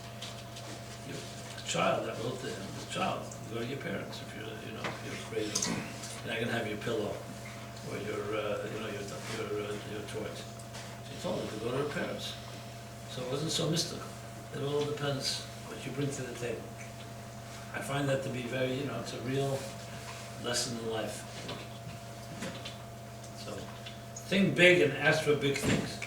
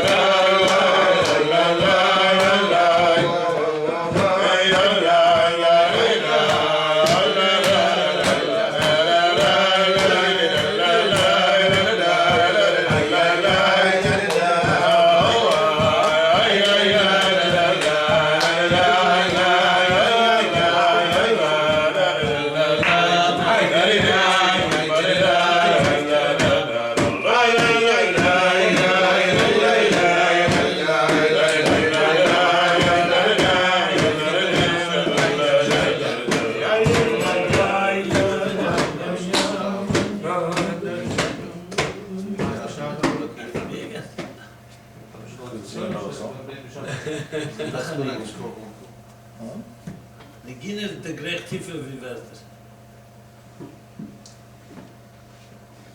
No?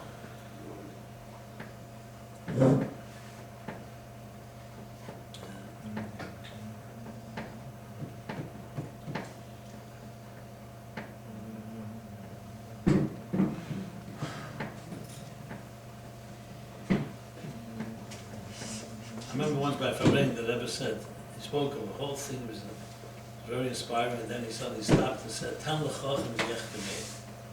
He said, Abe, was mir gesagt, wie siehst du, nicht, das wird weiter nicht auf. How do you translate that? Got that? No. Okay. Slower.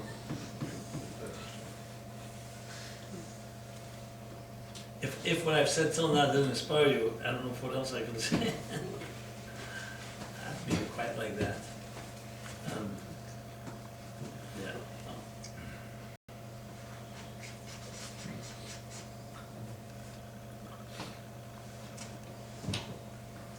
So look, we talk about the song, okay? Let's talk about song, right? So you've all learned Tanya?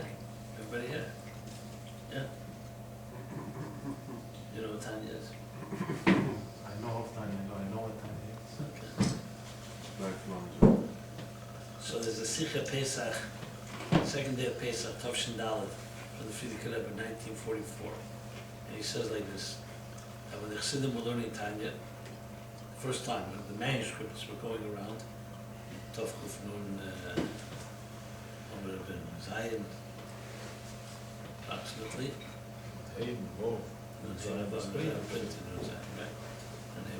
So the Chassidim came to the Alter Rebbe, they said they don't understand time.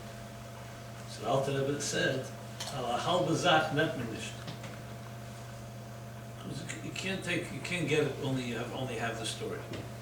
So the Alter Rebbe said, what's the other half? Negina. What he said. Negina song. Remember I saw that, I was like taken by it. I went running to our generational mashpia, Gabriel Khan, and I said to him, you know, you told Tanya many times, I never heard you say this. You know, the Alter Rebbe is saying half the story is Negina. And Negina doesn't mean trop, you know, sing song, saying it with a song. It means appreciating the emotional song within it all. Anyway, but ever since I realized that you can, even Chassidus, you can learn in a very academic, I guess, dry, intellectual way. But the real way to learn is like you listen to a song. A song resonates. A song inspires. It's not just like a guy I met. I said to him, he says, yeah, Lamites Malachas, Esses Spheres, Dalet Elemis. All in one shot. 39 Malachas, 10 spheres, 4 worlds, a few other numbers, like a numbers game. So, learning Chassidus means understanding Chassidus is a song. It's just like Basili Gani. Gani is a garden. It's not just a home. Whoever speaks about a garden is even more than a home. A home can be a nice home, but a garden is a place of, you feel pleasure, you feel a deeper longing for connection. So, if you guys don't learn Chassidus yet, or if you learn it mechanically, it's time to start learning it like a song. And a song means it has a certain emotional intelligence to it that the Rebbe brings, I think, in one of the meals when he spoke. When the Alter Rebbe went to a city called Shklov, it was a big city of literature, of scholars, snagel. And he gave a whole Barteda that everybody was impressed with, but he didn't feel he really reached all their hearts. So that's when the Alter Rebbe said a song, he sang a song. The Rebbe sings it and put him to Shachai. He said, Tamaru ki teva vaya, versuchten zet, as the Rebbe is good. And I guess the way he sang the song touched the people so much, it says that hundreds followed him. So more than his Torah, even though I'm sure his Torah was brilliant, but there's something about a song that touches the heart in the deepest possible way. That's why by Farbrengen we sing, and maybe more singing than talking is maybe a good thing. So maybe I'm just preparing a way to exit. I will never. Introduction. Right. Go, nicht a hefsek, a hemshech. Yeah. But I thought it's important to know because the whole point is to empower the neshama. The neshama. Alter Rebbe says, "Kol bali ashir nechnosim b'shir, v'yesem b'shir." A soul cannot move without a song. A body, if you have legs, you can walk. If you want to go fast, you take a vehicle. But a soul, you can't move with vehicles. I know people who have billions of frequent flyer miles, but their soul hasn't moved an inch in years. And there are people who have sit under a talus 6 hours, they don't move an inch, but their souls travel millions of miles. Because it's an eternal thing, and it's what was his name? Reuven Dunin. I've heard of Reuven Dunin. So Reuven Dunin was a character. So he was coming to the Rebbe for Tishrei, I think, 1 year, plus the airport. And the airport in Lod, he was in the army, the military. So he meets one of his old, one of his old buddies in the military. He was like a colonel, I don't know. So he says to him, "Where are you going for Yom Tov?" He said, "I'm going to my Rebbe." He says, "What? Extra soul is not good enough. It's a holy land. You never heard of Kedusha Le'Zazim and Kema? The case of Maravi, Kedusha, holiness never shifts. Le'Zazim and Kema means it's always permanent." So he answers to the guy, he says, "I need a Kedusha, Shekein Zazim is man. He's looking for a Kedusha that does shift once in a while.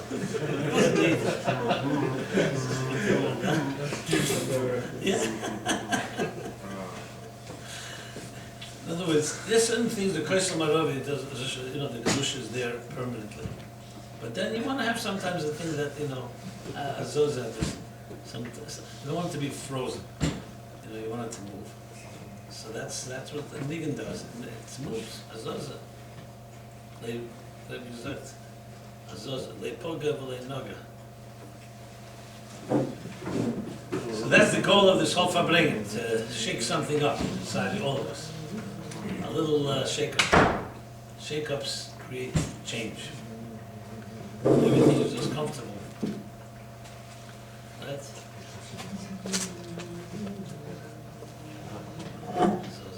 Nu, we are Friday Da wie gesagt, Schmini, du kannst der steht Noga, angerührt. Das ein Kie, angerührt.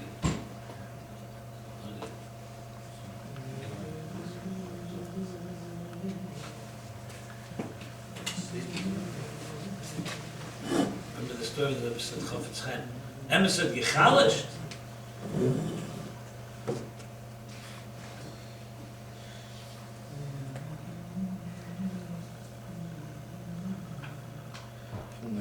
I think in kalte Wasser.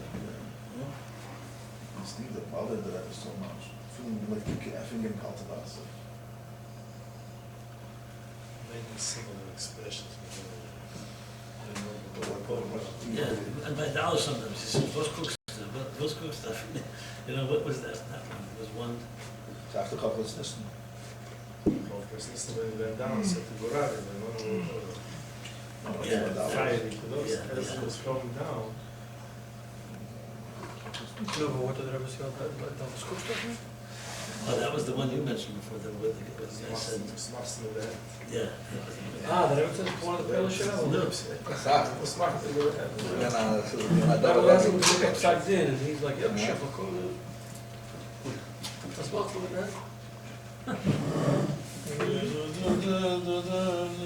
No, there was another one. The guy started saying, "No, but it said something like the guy started like, I can't remember what it was. No, was nuke, was man sagst du nur, something like that.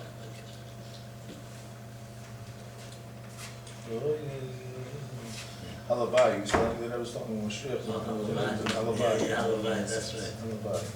He's like Halavai. I think it was the lawyer or something. Halavai. And what did I say? What's Halavai?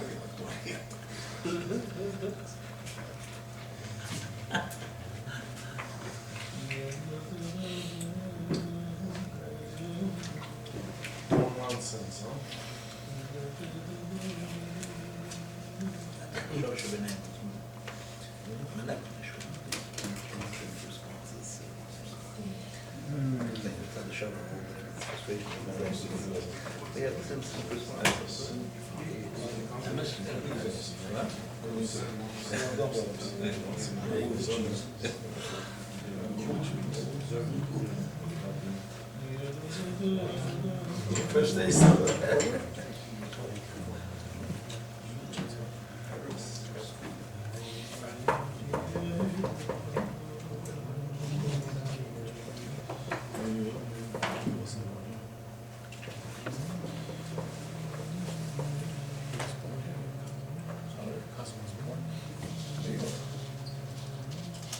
His father was his grandfather was buried. Yep, that's the way it was there. His father was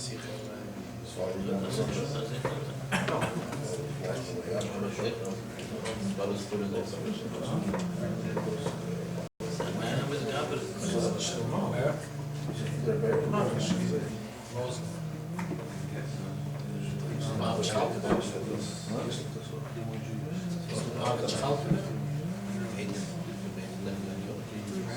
I once heard from my friend Oliver Shalomit now. Remember Yosef Yitzchak Schneersohn? Yes,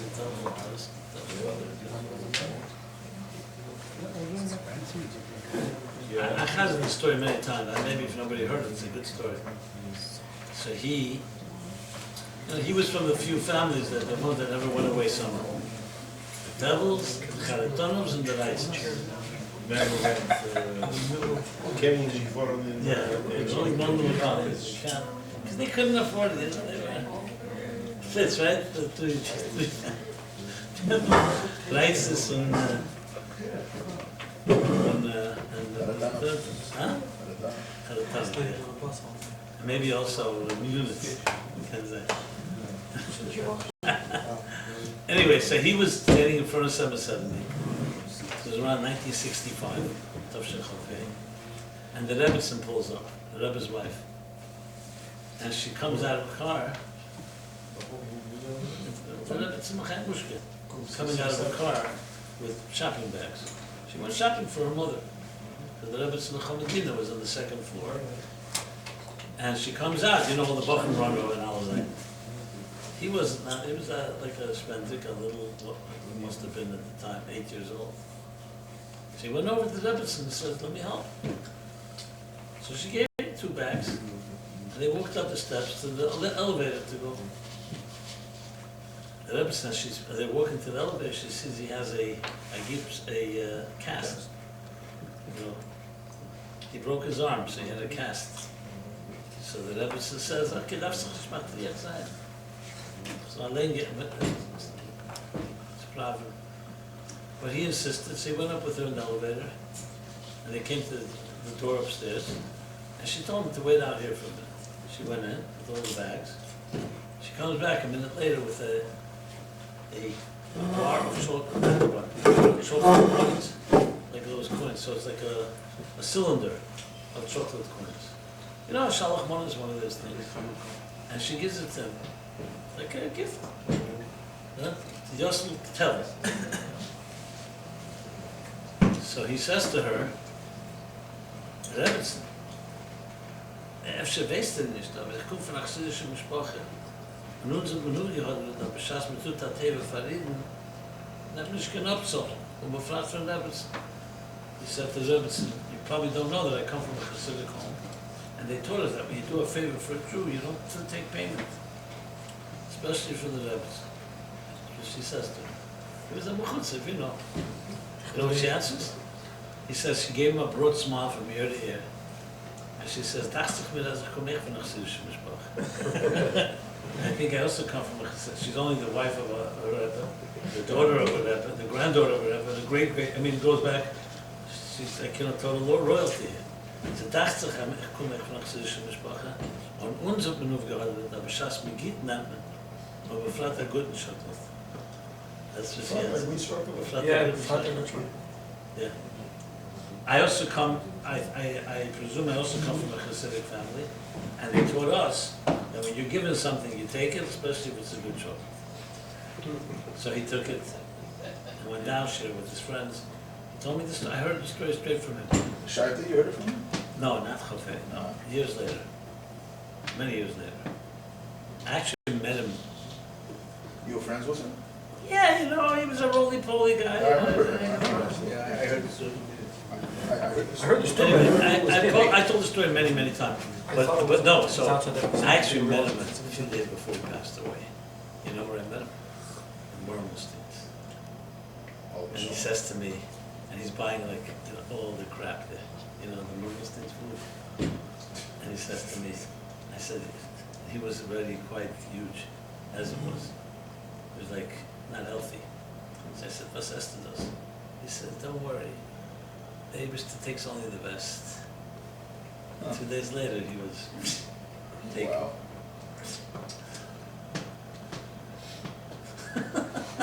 So they thought, don't worry. Then the Buddha was this difference. So, ich hab Farbrengen nicht mehr. I'm not afraid of worms. I am true and true to clear with mush. Worms will not come close to me. So spirit of mush. 820. Yeah, that's my story. After 120, I'm not afraid of worms. So when I tell the story, I It's full would, of mush. They will not come close to me. but the problem is the 2% Basas. That's what the We get such a much on this 4%. That's trouble. The Yain Meshuma.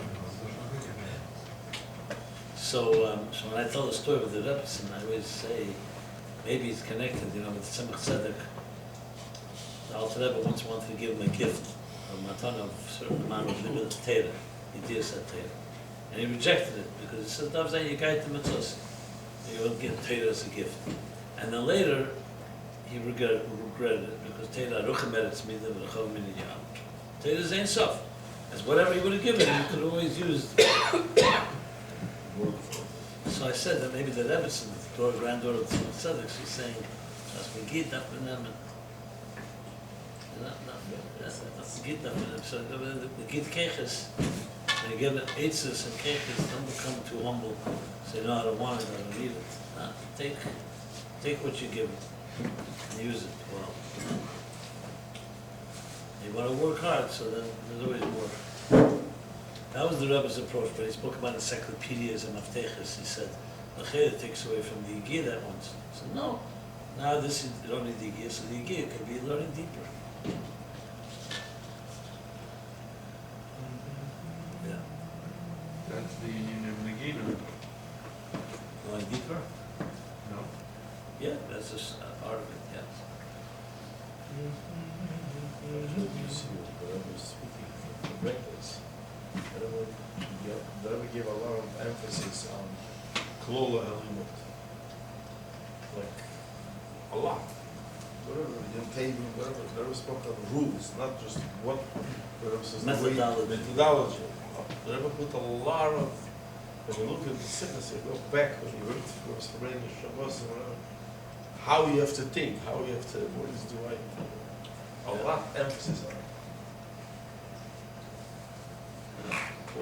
I had I'm told the story also because talking about Baalez Shalevas El Melecha.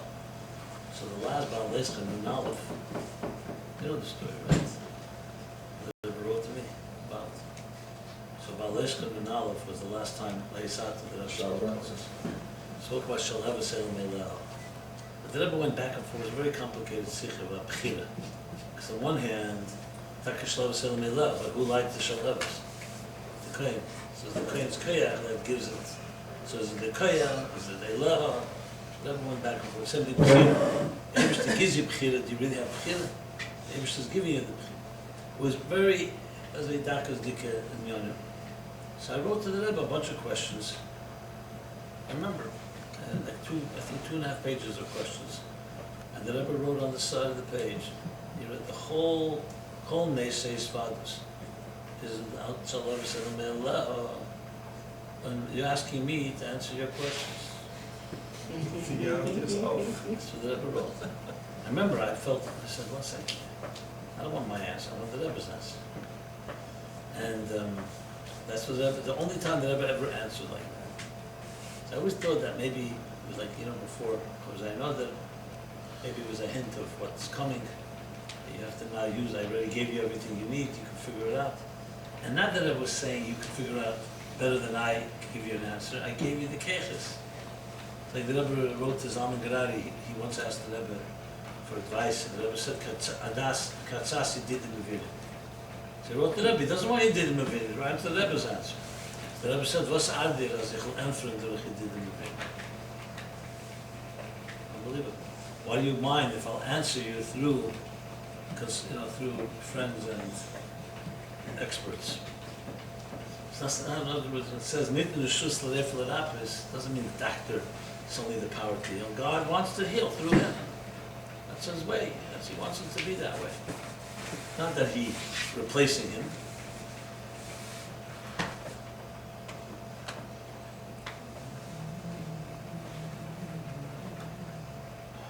Is the story, you ever hear the story?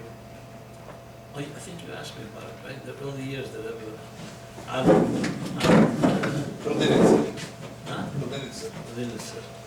That's great. You want to hear the story, or you want to go to sleep?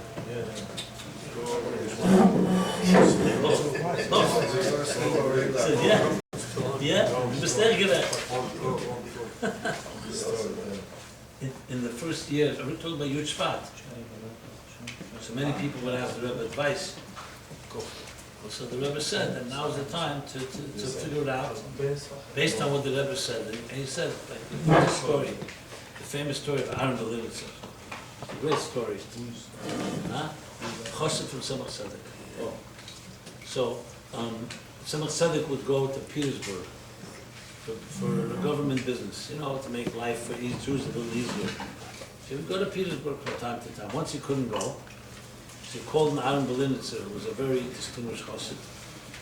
He was a learned man and a real and he said to him, I want to send you as Meshliach to go to Petersburg, and you'll negotiate whatever needs to be done.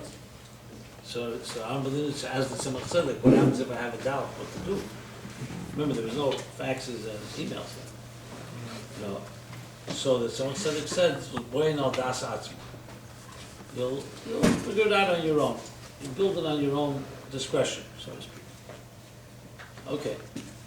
Reb Marash, who was the Tzemach Tzedek's youngest son, was in the room at the time. So he heard that the Tzemach Tzedek says das atzma. He thought, okay, he's not really a full chassid. I mean, he has his own opinion. Okay, no, he appreciated and respected He got that. scared. Huh? Red Marash. Yeah. Because, he said, okay, he needs a shliach, but the guy also can have his own way of thinking. Anyway, he goes off. They're sitting at the meal in Lubavitch. Suddenly, the Marash, everybody senses that Tzemach Tzedek is in a different place. And he says that Tzemach Tzedek, Aaron Mater sich in Petersburg. He sensed that Aaron was struggling with an issue in Petersburg. Tzemach Tzedek sensed it. And then a few minutes passed, and Tzemach Tzedek smiled and said, good, that mechavi geva. In other words, you figure it out, and he did what I would have done.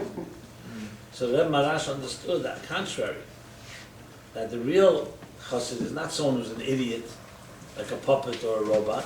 He has his own way of thinking, but he's so dedicated to the Rebbe that he makes sure that his way of thinking is aligned with the Rebbe.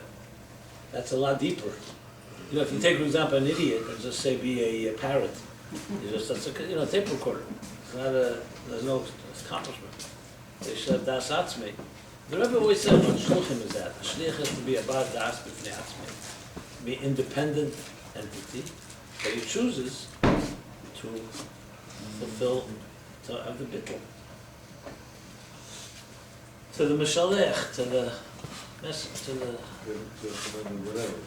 First option, 10 years later, almost 10 years later, after the Shlichus, he has the Rebbe. The Rebbe says, 10 years I lead you. Now make a decision and write to me what you decided to do. So able to respond if it's not. Did it work?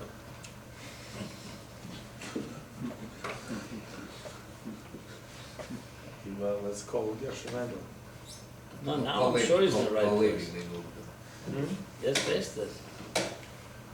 The amen son.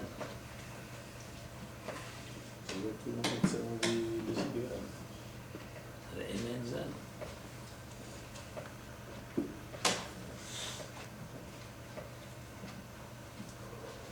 Yeah. Chaim, everyone. Eibishter should bless us all, fulfill our shlichus. And the Rebbe says a shliach uses his 10 faculties. Shliach plus 10 equals Mashiach. So we should be zeichet to Mashiach. Be reunited with the Rebbe down here in Nachman. And Kinecha in Filin Shol Tachtis. Chaim.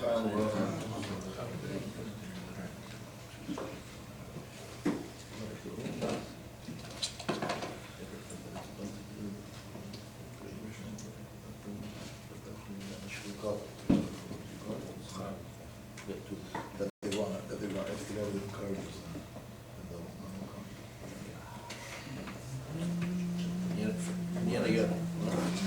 She has such special ones.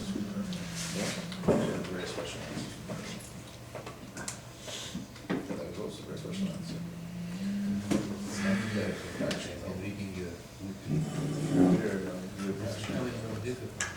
It was easy before.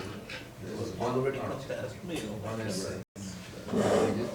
Now there's so much there because of all back and forth.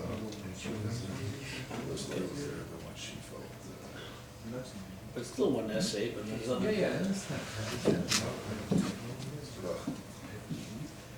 Yeah.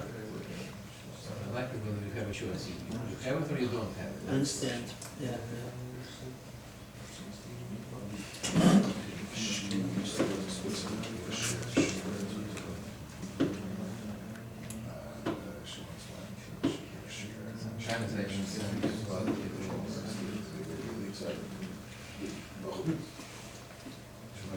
Because the shrink, sometimes he gets some of the other. Okay, good.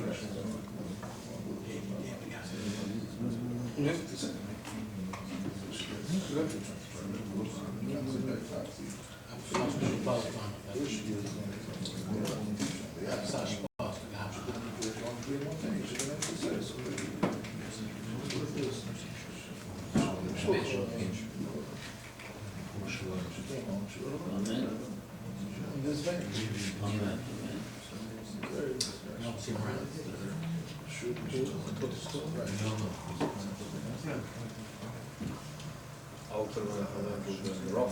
Encourages them.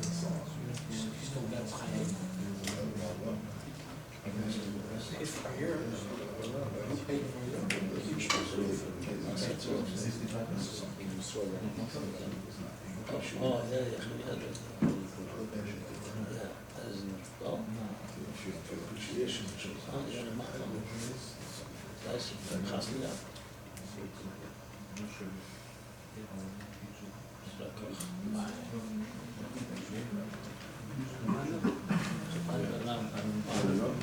Ja, gaan we naast geweest de misslag geweest is in Gaal opgedacht. Van dan naar Maan. Ja. New York, You know this.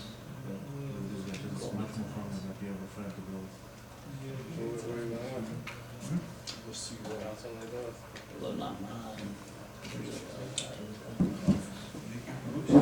Mensen zijn verloren. They want anything. We saw the interview with our Meisha Deitch and his mother. Very smart. But recent, Horrendous. recent. I just saw this.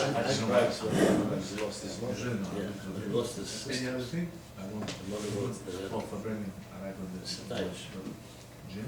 Another sisters.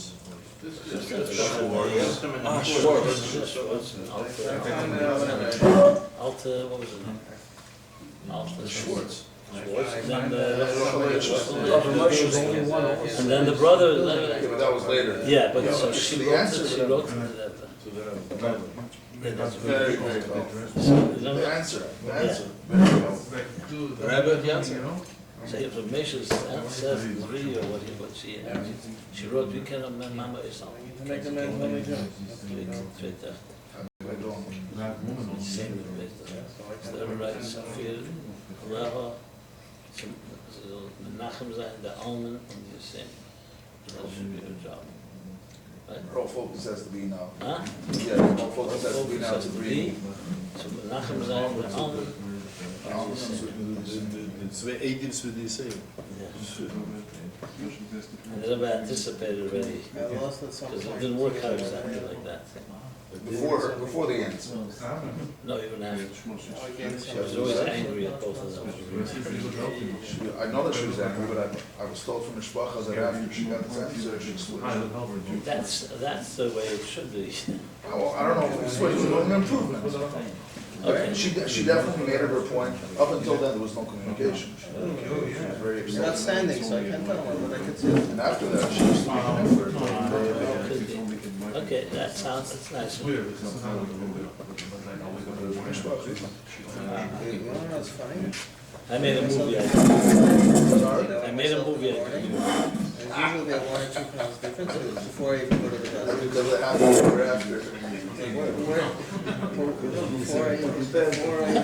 Where am I losing a pound while I sleep? If I don't, where's it going? But before that, it was a very difficult month. So The air, where's it going? After video. Where does it go?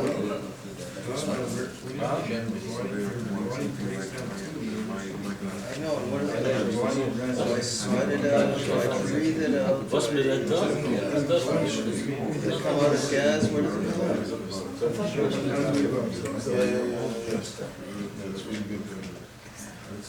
You learn the laws of conservation of mass and energy. It just doesn't disappear. If it burns, it comes out as sweat. It would come out as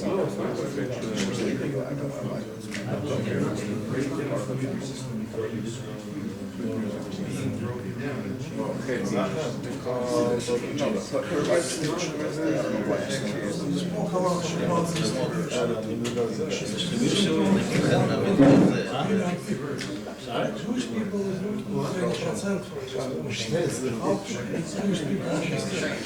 Ich wäre dat hier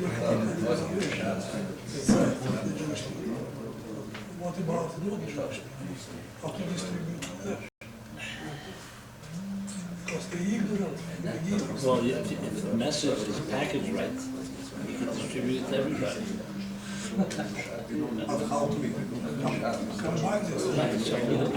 I personally actually work in that field. I reach a lot of non-Jews.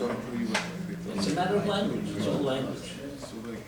You have to know your audience and communicate them their language. You can't speak to a 5-year-old like you speak to a 20-year-old. You can't speak. It's all about the fact is most Jews today are assimilated, secular. So if you want to reach them, you have to say the same language as you reach non-Jews. So that's where they hang out. They don't hang out in Jewish environments. So, but it's a matter of communication. It's a matter of a certain universal side. Look, with a Jew, you'll talk about keeping Shabbos. With a non-Jew, you may talk about the idea of a God. That different language, different emphasis. When was more assimilated, now or before second over? That's a good question. I don't know if there's much difference. Assimilation has remained pretty consistent.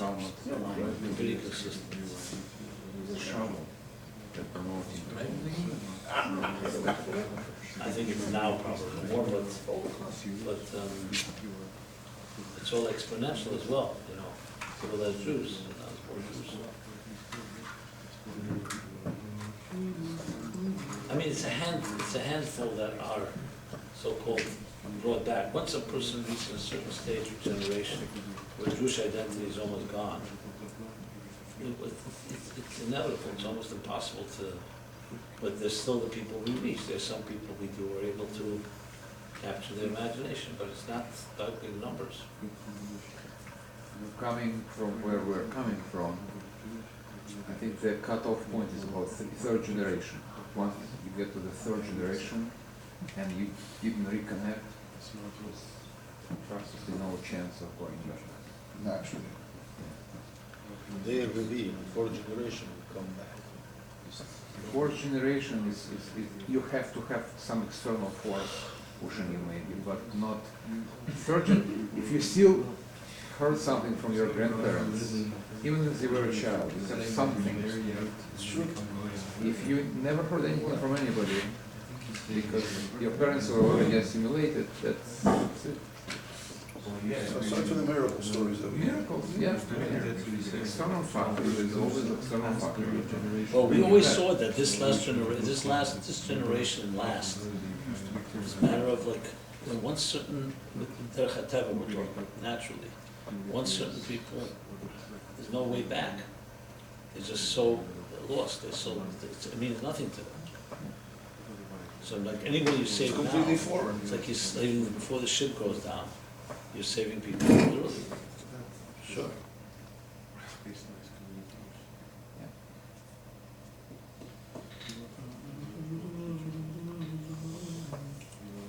There is a wake-up call. Anybody like in our community who is here, I don't mean here in this room right now, but here now, you talk to anybody of them, and they will tell you that, no, my grandmother taught me this, my grandfather taught me, I saw my grandfather. I saw this, I saw that. Yeah, everybody will have a story. Once a living see nothing.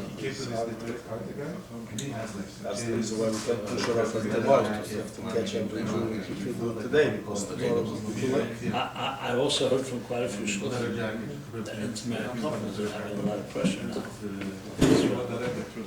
It's only see different, why is my husband not bothered by what's going on? Why doesn't he care? The woman, or the other way around, are so passionate, and he doesn't, he says, get over it, move on. It's Not your relative, or you gain, or you disturb you. It's already 2 months, people can. Move on. I've heard of a couple from Malta immigrated to Israel, and she was Jewish and he was. And he decided he was going to divorce her properly. And then he divorced her. Because how could she marry a boy? that's a bit, you know, that is, we know. Strange, but Who you saw? You know the one where the guy is sitting at a Shabbos table, and he says he's studying to become a convert. So they said, you know, but Shabbos today, you're not supposed to keep Shabbos. He says, no, I'm carrying something in my pocket. He said, but there's an Erev here. He says, I don't hold by that Erev. yeah, it's a good one.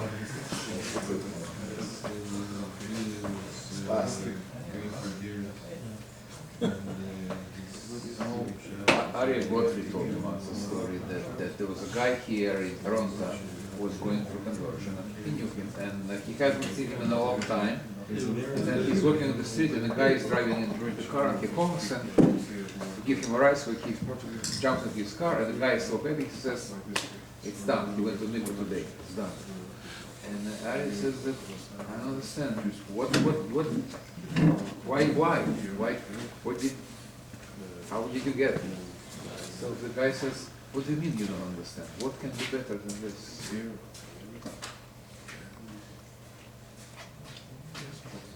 Yeah.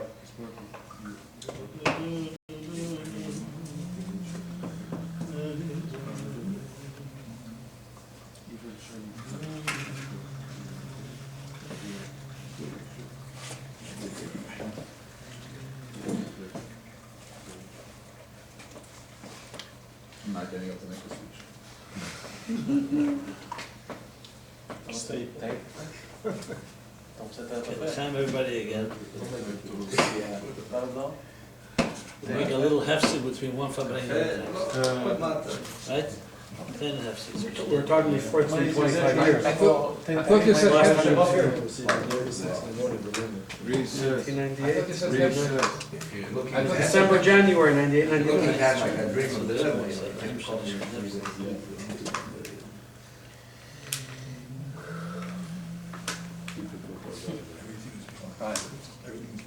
We'll leave you wanting more, so we'll be back. What's it?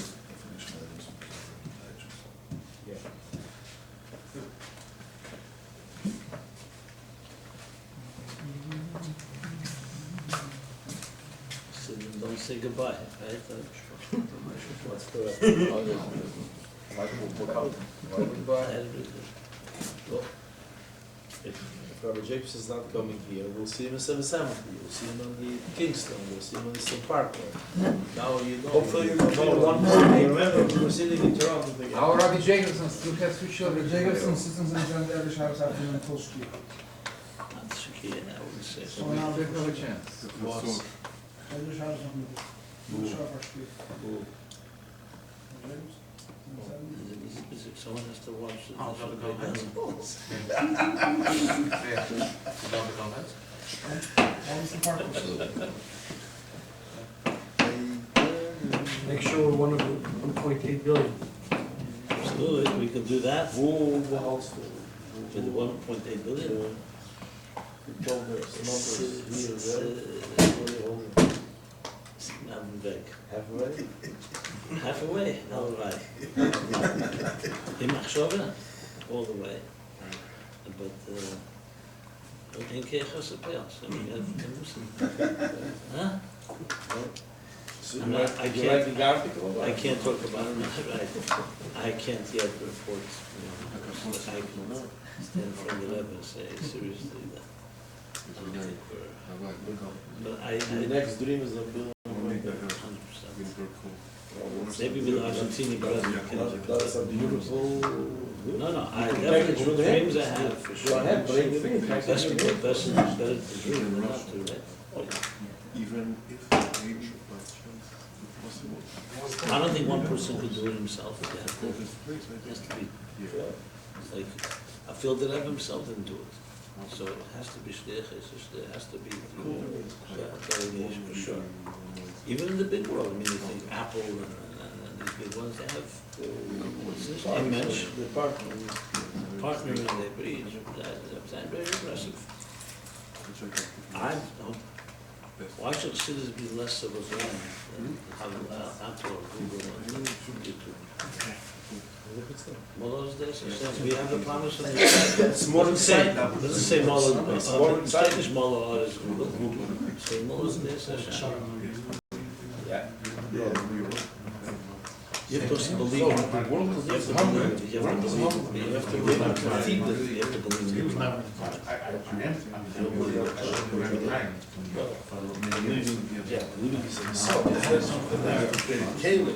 Yeah, in Echanami. Obviously, there are plenty of I had to sell like Close to 2 billion. now is the time because you have a now you have a it wasn't like 20 years ago. COVID also had this. There's a big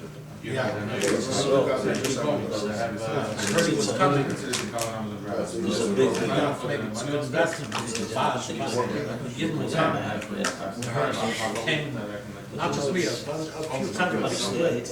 know my Kabbalah because I know I'm good in certain areas. I'm very strong, but really execution. I'm brilliant. I had a busy season, so I needed somebody working and then whatever. You said you're actually gonna come before the. Bring in a park. No, it's not like. Global that. The language is how do you make it into a movement? Just like socialism, capitalism, that's for sure, that's the key. Lo ye'esek le'el medas Lo ye'esek le'el medas You do for child, there's another. That's mine today.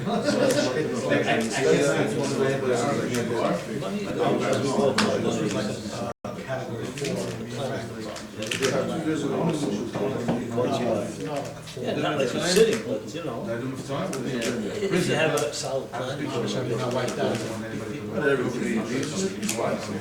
especially this is nothing, bring them out. I was in trouble. Even though right now the truth is the big Jewish family is all gone. That's just all. You know, so that's what the one that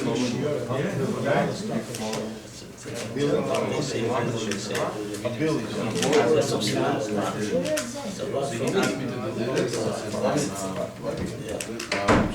no, this no, it's not. The way no one got Wait, what was the Hanukkah? Which Hanukkah was December, right? Early December. Then they'll have respect. They'll have respect. They'll have some respect. Still say to me, give up the attention. I'm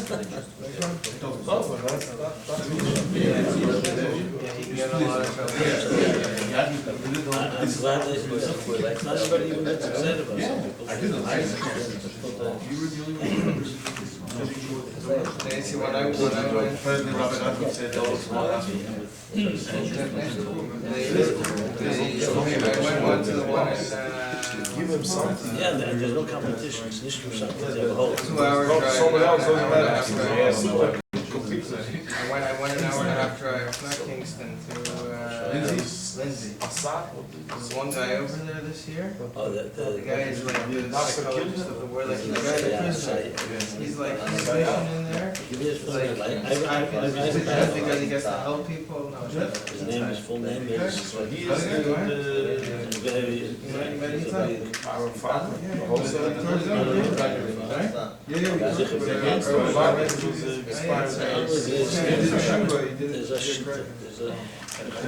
Ze niet staan, ze wilde zeggen, denk ik, hij niet.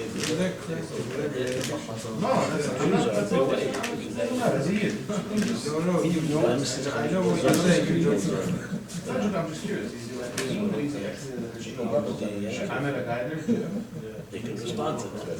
Nice is. They zijn meer.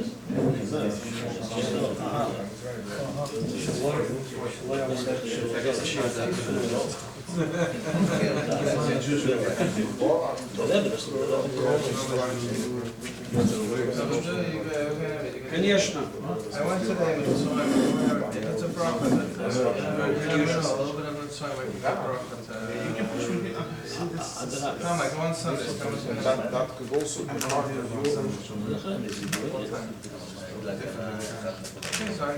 Usually I go 12:30 to someone one thing that It's not just citrus. Paper.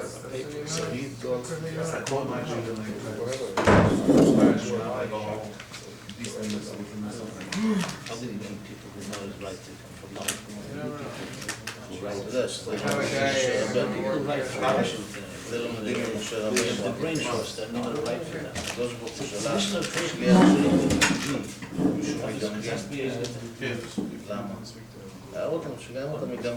I just heard about it last week. אתה יכול להסביר עבודה. I can speak.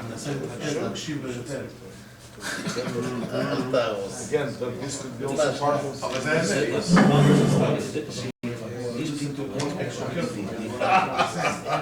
That's what I think. Give us a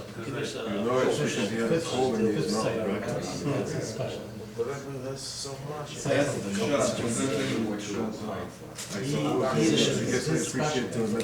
have these the Brooks Institute.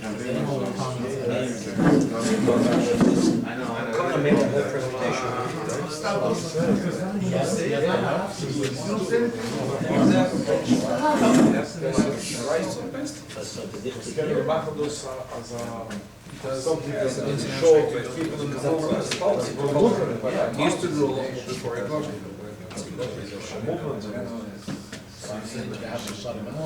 No, that's here. That's what they wanted to do. That's what the Rebbe deserves. He was on One also If you want to know, it's actually Before he came here, It's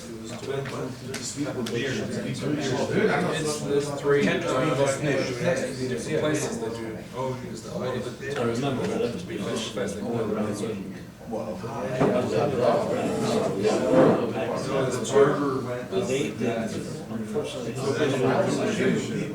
How you older just the science. they asked about the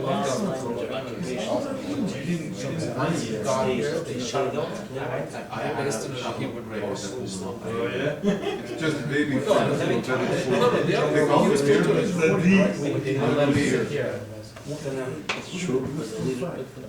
do you have it? Yes. You Russian? See. Russian, Bukhara, Persian. So you're. You didn't go into You had a little bit too much, I see. It's okay. Just cover up, so just get up. I dragged me from the one with the big light keeper. No, but I come and visit. מוכר לך מאיפה? מאיפה אתה? קודם כל, פרטים חייב. קודם כל פרטים. חייב, אמרתי לו, ביקשתי. לא, אני אומר איזה עדה. זה כמה אני. אבל כמה אתה? אני חושב, בין 30 You know, I got something to baby face.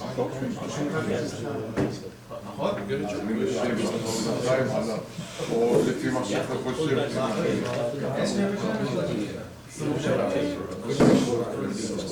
I can be your friend even if I am 10 years younger than you. You don't have to try. Almost 20 years younger. So full of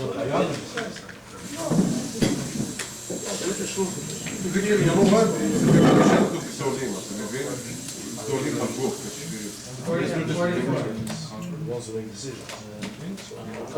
Baby talks to the grown people. Okay, fine. I'm very formal. Okay, I have friends that are over 70. It's fine. That's a legal rule because that just changed the way the whole country I'd like to make sure I'm friends with the elders. Stepped on or respect my elders and do my brothers. You guys look at the My scale says that I'm 38 or 40 years. But he should put on right all these plans. Kilogram? It tells it, gives me my biological age Body mass index. based on You did something You know, severe. just literally You're gonna have to build you came from a very כיפה גדולה הלבנה. He's someone who has that.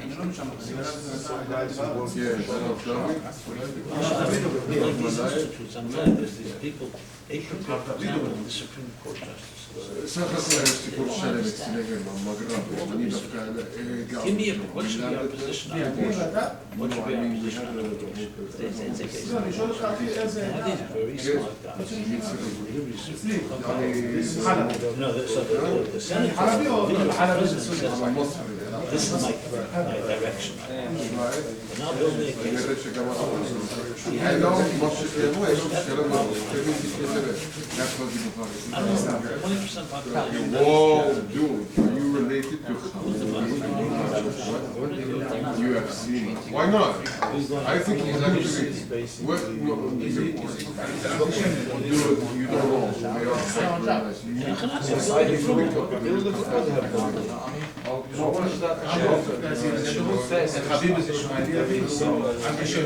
Dude, I don't think Ishmaeli is good. I think Sean is going to be he has, in any ways, I admire him. quite a good fit for us. they know you're I learned about the shots of the 10-foot pole. That's all Let's try and broaden our eyes. In any case, I admire him. He's not touching with his growth. He just went to somebody. Also, who in the world else you know goes like this? Also, I respect him a lot. He is extremely respectful. I don't even watch that garbage, and I look for a fact. I'm not that point. Why? Because what is it? I don't know how much open the Because of national fraud, national broadcast television. Who does that? Us, the UFOs. What did you do this fight? That's all I know. I respect that. I guess maybe he's a good fighter. And yes, the you know what? I respect. In fact, it was involved. My dad is always one of this that is pointing. Even though he wrote plans to change the education system, but still, who's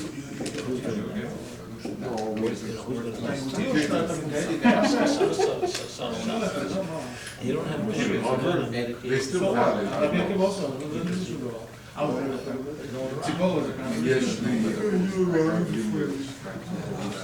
I studied a lot of